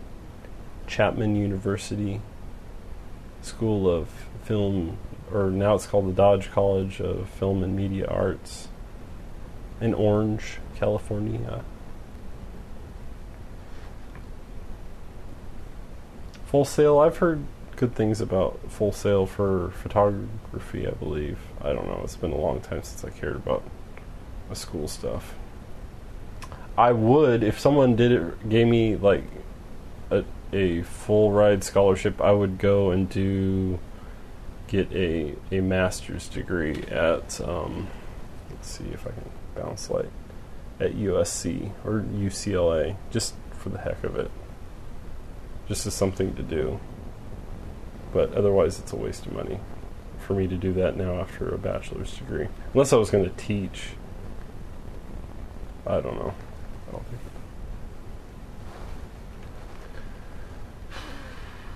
In retrospect, I would have gone to film school. Would I have gone to film school? Do it again? Yeah, I probably would. I might, in retrospect, I would have maybe tried a different school just for the heck of it. If I had the chance to like do things over again, maybe I would have tried to get into USC. I'm not sure that it would have been any better though. Or I don't know if the UCLA program.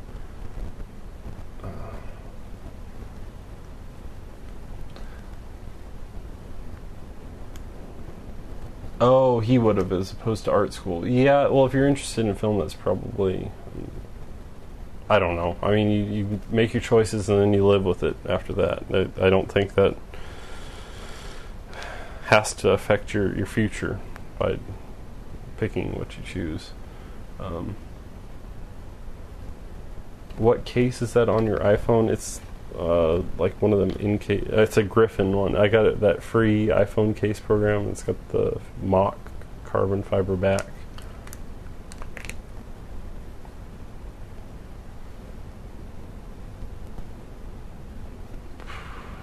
That's what she said.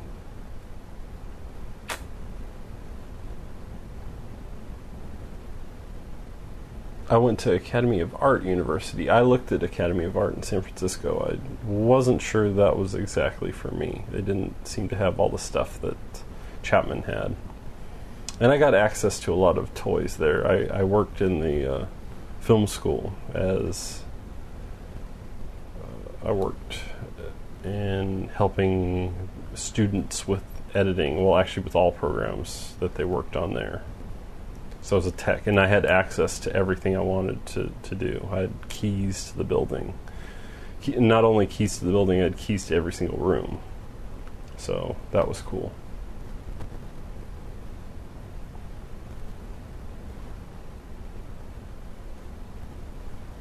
I don't think it's a good idea to go try to pick a song from that website. At least in terms of... as far, I can't play music. There's the copyright issue. Do I have a regular day job? No, I don't. I get money from jobs that I do, random things. I get YouTube money, and I get, they call that money from other projects. Like, sort of like syndication money. So, no, I don't work a regular day job. Kind of do whatever I want. Whenever I want. Sing us a song then? My throat hurts too much to sing. Freelance, sure.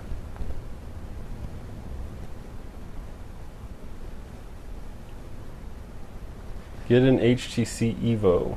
I want that new 3D phone. I'd try that. That looked kind of cool.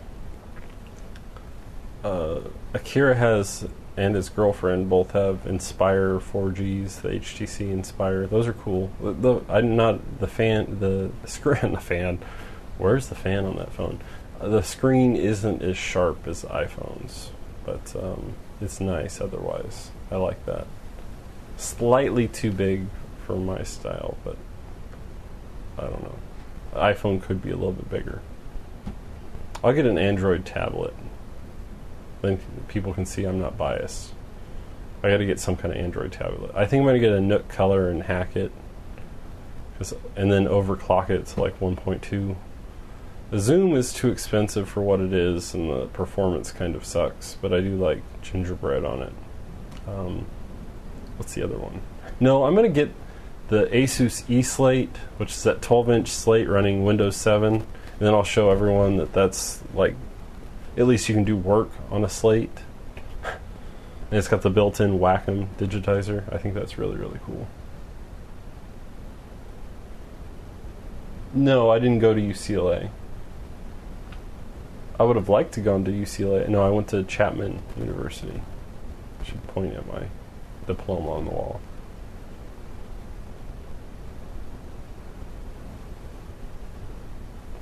What do I think about the PS3 being hacked? I think it's great that the PS3 was hacked. I don't think it's great that PSN was hacked, but that's all Sony's fault. The PS3 being hacked was one of the best things that happened to it. I mean, it was going to happen sooner or later.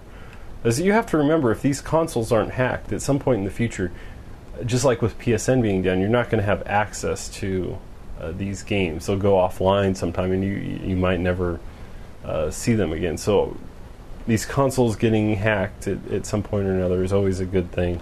People can start reverse engineering, start building emulators for future use on computers. Just like the PSP being hacked. PSP being hacked was an awesome thing that happened to it. All things and emulators I could run on the PSP.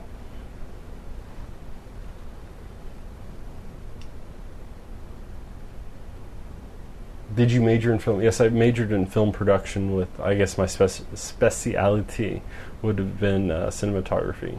I took more cinematography classes than anything else, but I had to shoot on a lot of cool stuff, including 35 and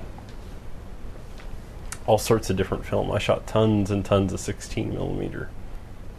Tons of 16 millimeter. I miss kind of the smell of film. I kind of need to do that again. It's kind of a waste of money, though.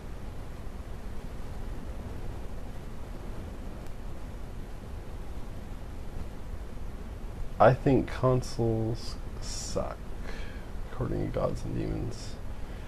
You know what?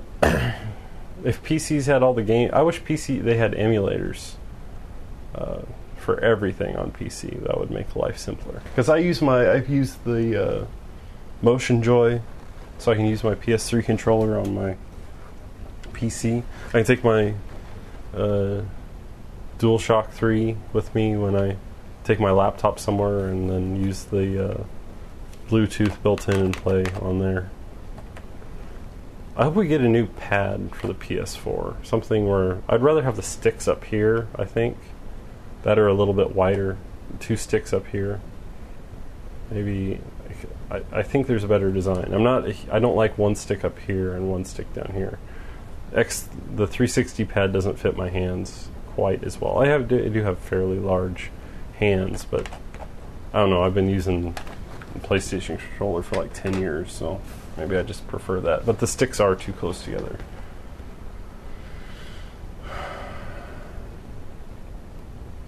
Do you find it hard to charge for gigs? It can be hard because everyone doesn't want to pay. No one wants to pay. So if you're going to do something for free, go into something for free thinking that you're going to not get paid. But the good days are when you get paid $1,000 a day.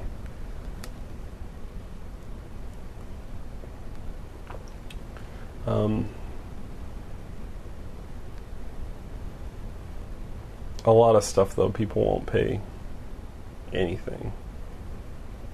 That, or they make it worse if you ask for pay. So in those cases, just consider those volunteer days. I do a few volunteer days a year. And that way you don't regret it if you go into it thinking it's going to be a volunteer day. That, if it's a volunteer day, there's no strings attached either. So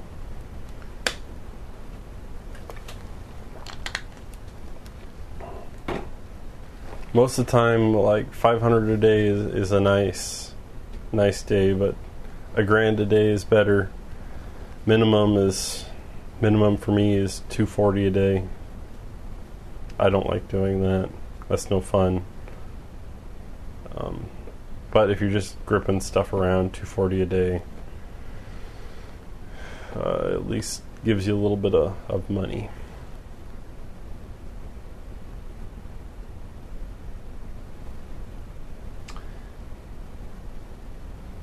Is everything that you own within reach from your chair? No.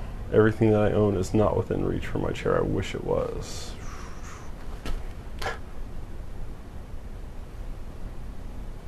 My most expensive stuff I usually keep close to me here so that I can show it on camera, but no, not everything that I own.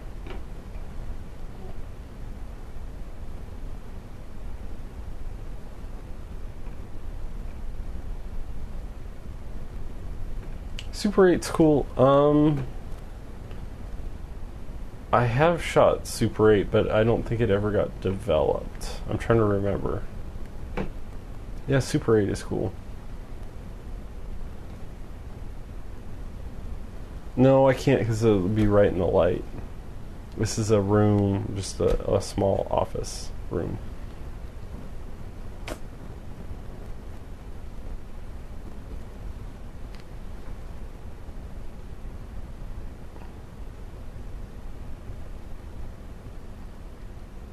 Okay, DatFan4 has got a good point, and we actually have a lot more people watching now. We got 40 people watching now. If you have cards that stop recording while shooting, I don't want to show posters again. That's a few dollars more. Sabata, Escape from LA's there's Mercenary, Red Dawn, a Milkman. Those you can't see because they'd be right in the light, and another few dollars more. Format the card in the camera. If it ever stops recording, the first thing you want to do, format the card in the camera after you've transferred off your data, because it's just going to get worse. Usually it's a fragmentation issue. But your best bet is going to be to format the card in the camera. Try that. If it still doesn't work, you could have a card that's going bad. That, or it's a fake card. If you got it off eBay, it could be a fake card. That, or it could just be going bad. You really need to test. Like when I went the other day and I had both of my cards go bad. When I was switching the cards between the GH2 and the hack GH1, I typically get a lot of card corruption. I would bring Bruce Lee back. I would bring Sergio Leone back if I could bring anyone back from the dead. Yes. If I could bring anyone back from the dead, it would be Sergio Leone. If I could just have that, or Lee Van Cleef. Lee Van Cleef would be... I'd like to spend a day with Lee Van Cleef. That would be awesome. Wow. That's nice.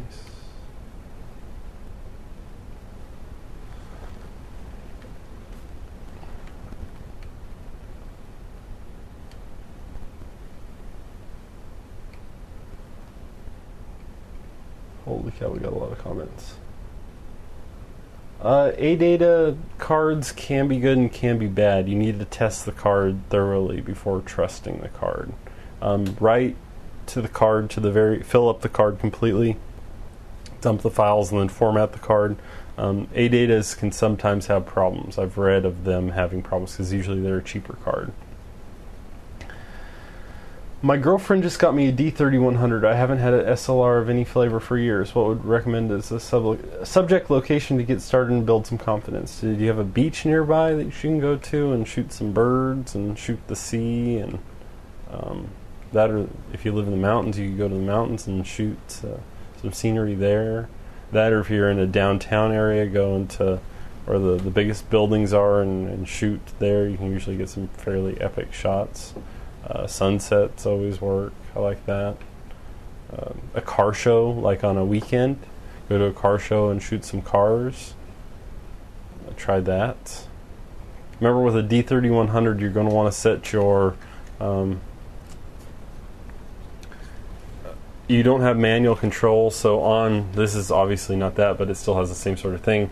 An aperture, an AE lock, you're going to want to set that so that you can lock your exposure in live view so that you won't have it going up and down in terms of brightness when you pan camera.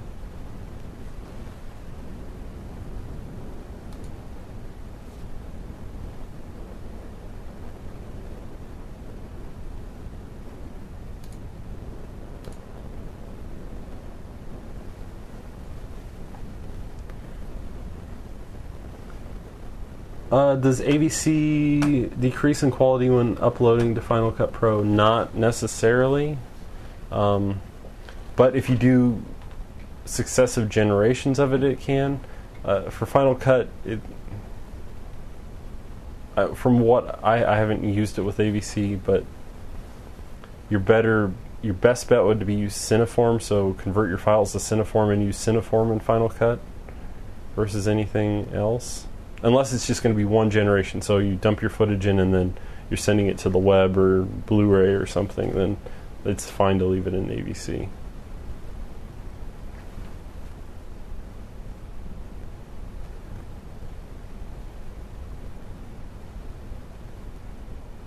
Yes, lock the aperture, or lock the exposure. I was surprised about how many people are watching. They must be listening, not actually watching. Yeah, typically you want to avoid auto. Learn to try. Or here's another good example.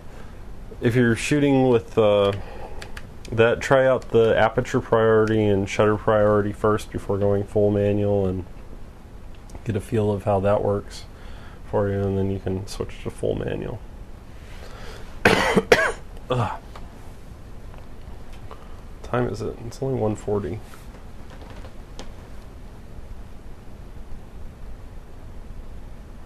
It's either me or the royal wedding.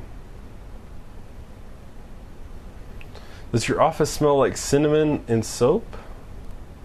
I wish it smelled like cinnamon. I like cinnamon.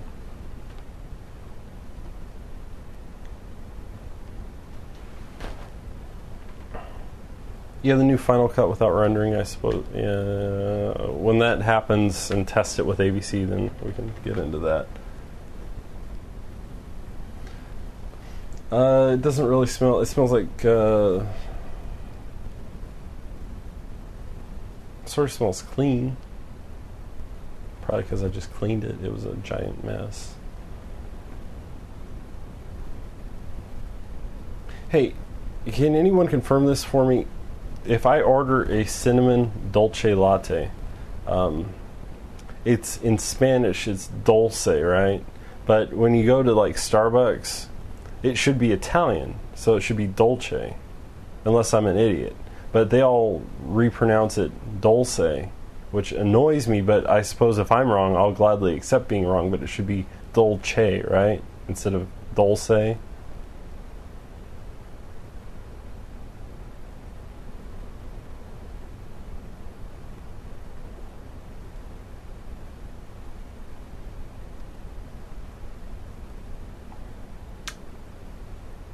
S.H.M. Cohen. Are you a rabbi? You have a beard. Are you a rabbi? Is that why you were asking?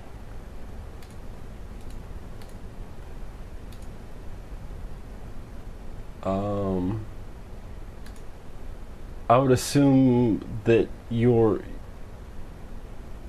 Yeah, sure. Yeah, dolce. See, it's dolce. It should be Italian pronunciation. So, you're wrong. Starbucks is always right. I like always repronounce it for him. I say dolce because that sounds correct, not dulce. But whatever. Avoid the the dolce vita. Dolce, yeah. Okay. That's what I was thinking. Say it how you want. Well, I like dolce because that's Italian. And I would think that it should be Italian, not Spanish. But hey, whatever. Whatever floats your boat.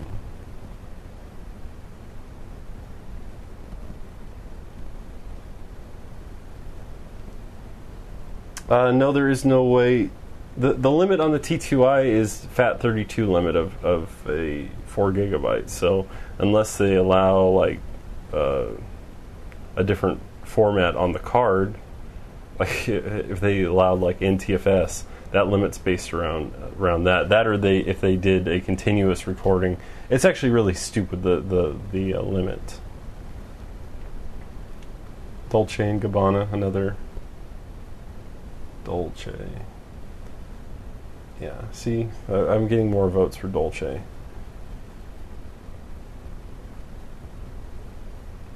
No, there isn't a limit around the limit yet. It's kind of stupid. They should just write another file automatically. But it's another thing that it shows that the people working on Canon's video section on their DSLRs really don't know a whole lot about what they should be doing. Because it's crazy that limit still exists today. I mean, honestly, if you had the guy that wrote Magic Lantern in Canon's offices in Japan, he could probably fix that within a day. Seriously. But as far as the overheating, there isn't a fix. You can bring an ice pack for the camera. Some people even do that with the Red One. They'll bring, if you're out in the heat, they'll bring an ice pack to put on top. You just don't want any moisture in the camera, though. That or a fan. Your best bet is to have 2 camera bodies ready. And then when one starts to overheat, you turn that off. If you want to see a camera that really loves to overheat, try shooting with the D90 and lights like this. It'll overheat within 10 minutes. 7D will take a couple hours to overheat. 5D is really good at not overheating at all. GH1 and GH2 never overheat.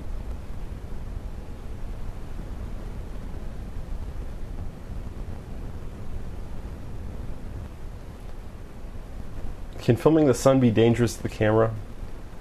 Camera using for the live stream, DVX100.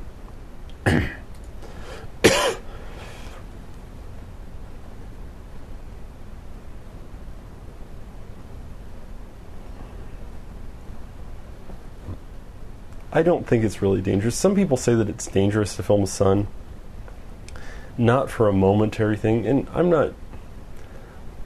I think that if you had it, if it was like a magnifying glass and it was going into the sensor like that, I don't think just filming the sun regularly will damage the sensor. But if you have glass on there that magnifies and can burn the sensor, then sure, then that could be dangerous. But regularly just filming the sun, no. I really doubt that if you do it just temporarily, it won't hurt your camera. For long periods of time, possibly, but people shoot images of the sun all the time. As long as the camera's stopped down, then it's probably not going to really be an issue. Can you send a link for a trailer demo of an experimental doc that I shot for your feedback? Sure. I can't watch it right now, but I'll watch it later. If you send it, send me a YouTube link and I'll watch it.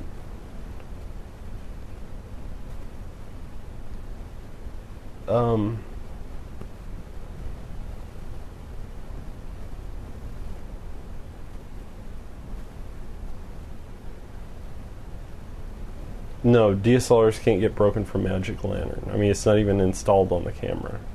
Magic Lantern is perfectly 100% safe. Even if they don't say it is, no cameras have been hurt from Magic Lantern. He doesn't release anything unless it's really fairly safe. You're not going to damage your camera from Magic Lantern. Seriously.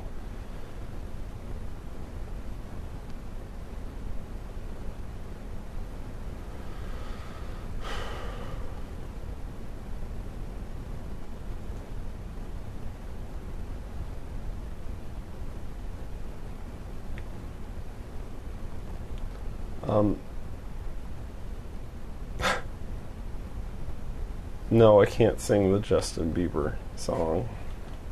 I don't know why you'd want me to sing that. Little scary dude. The fast forward clouds effects is done by shooting less frames per second, or doing a time lapse, so shooting it one frame every 1 frame a minute or something. That, or you could fast forward video to do the same thing. That's another cool thing. Well, I don't know if my GH2 has battery left, but the GH2 has a mode that sort of does that for recording. So if we go into camera, see, I'm trying to do it without looking.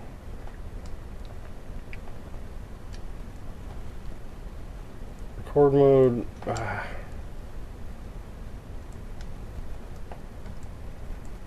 No, it's not that. Up. Film mode. Not that. Why am I being stupid? Oh, I know why, because I'm not in my cinema mode. Okay. Creative. If we go over variable movie mode, you can change the frame rate, and there's a 300%. It actually does that cloud effect you're talking about built in. You can either set 300. My throat's losing it. There's 30 frames a second. Then lower frame rates below that you can choose.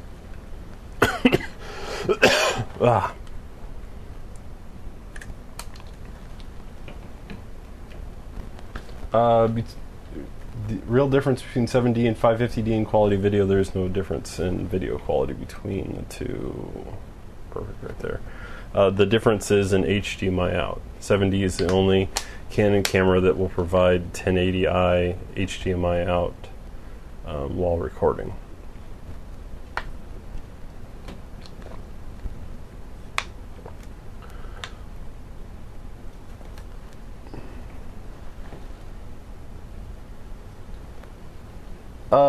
Depending on the setup, is the lens like a magnifying glass? Well, depending on the focal length of the lens and the way the lens that you're using, it could be like a magnifying glass if it was in a specific setup, but typically I would say no.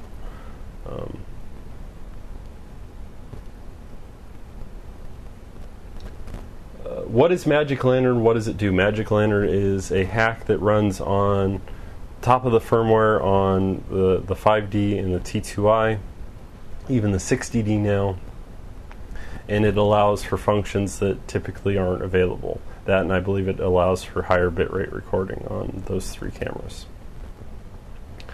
What do you think of the films competing for the Golden Palm at Cannes next month? I haven't seen any of them, or I haven't looked at the news.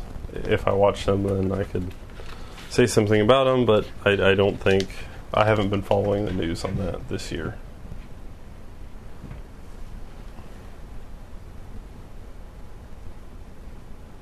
You can't stop down a magnifying glass. True.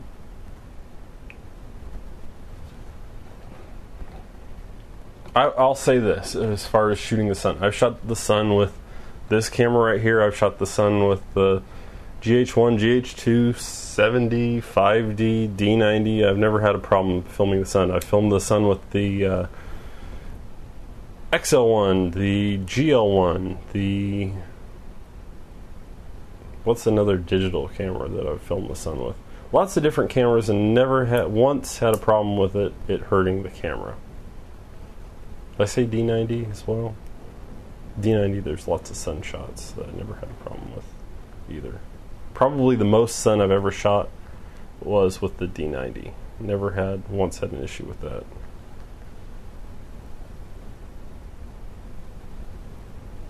iPod HD video recorder. I'm not sure. What am I playing with? That's a good question. I don't know. I haven't used that. If it's an app for recording video, I can tell you right now it's not going to be as good as Almost DSLR. It's like the best app for any Almost DSLR. I'm not going to change the focus. You can find it. It's like the best phone app of any kind for recording video. This is a microphone mount that's broke. It broke the other day on the live stream. What this does is that I've got a lav on right now, but you clip the lav into this side, put it on somewhere or hide it, and then the back side you hang this around your neck. It's a fishing line, so it's impossible to see. And there's a magnet on this side. Boom, snaps together. But this was only super glued in here. And this was an expensive little toy. It broke yesterday when I was playing with it. It really irritates me. I'm sad.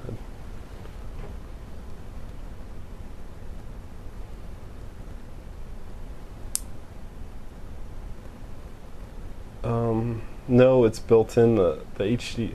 Oh, you're just talking about the video recorder in there. Well, the video program in the iPod or iPhone are all terrible. You need that app to make the video better. Otherwise, you get all sorts of problems. You can't lock the focus. You can't lock the exposure. You can't lock... so no, you need Almost DSLR to make it actually functional.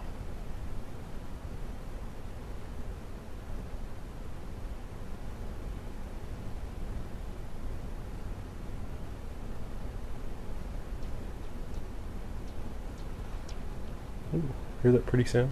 We can make music live. I think we gotta pause because no one's commenting anymore. No, there's no way we've been going live for 4 hours.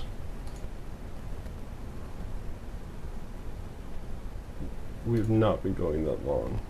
No, 2 hours, 37 minutes.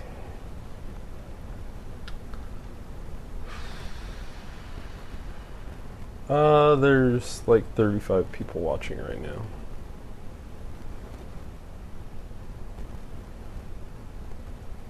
Yeah, we talked about the 5D Mark III rumors. It's not substantial enough yet to really get anything in more depth. I just hope it's not 26 megapixels, because that's way too many.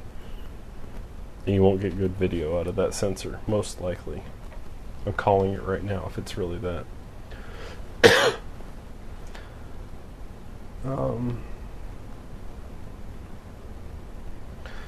Good prime lens, Canon full frame between 20 and 40 millimeter. I probably can.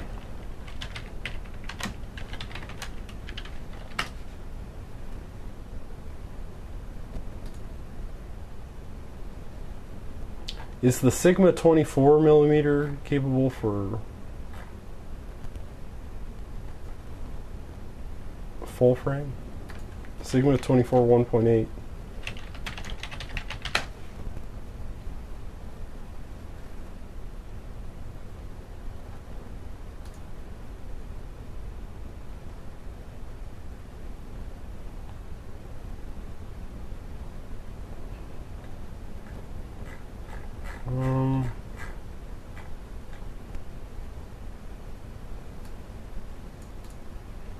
Yeah, so it's a full frame.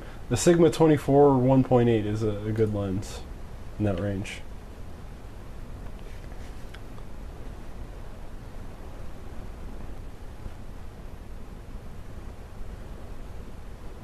Am I going to see the Avengers movie? I'm not sure.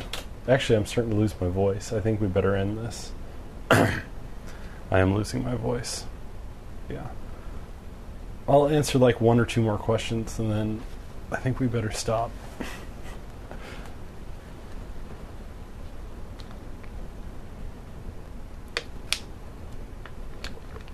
Let me see if I missed any questions. Yes, I typically use a preset and then build from the preset, unless I just want to start from scratch on something. But a lot of times I'll just start with a preset and build from there, even if it's a basic preset.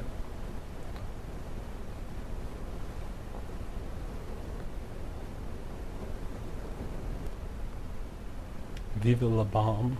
Viva la bomb. Yeah, no, my voice is really starting to go. What kind of bees make milk? I don't know. Yeah.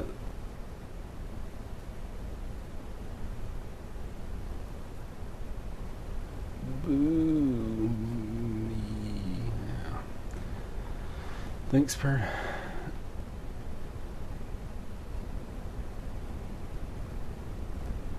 Yeah, you should, because you're talking here 4 hours. Yeah, I think I need to stop.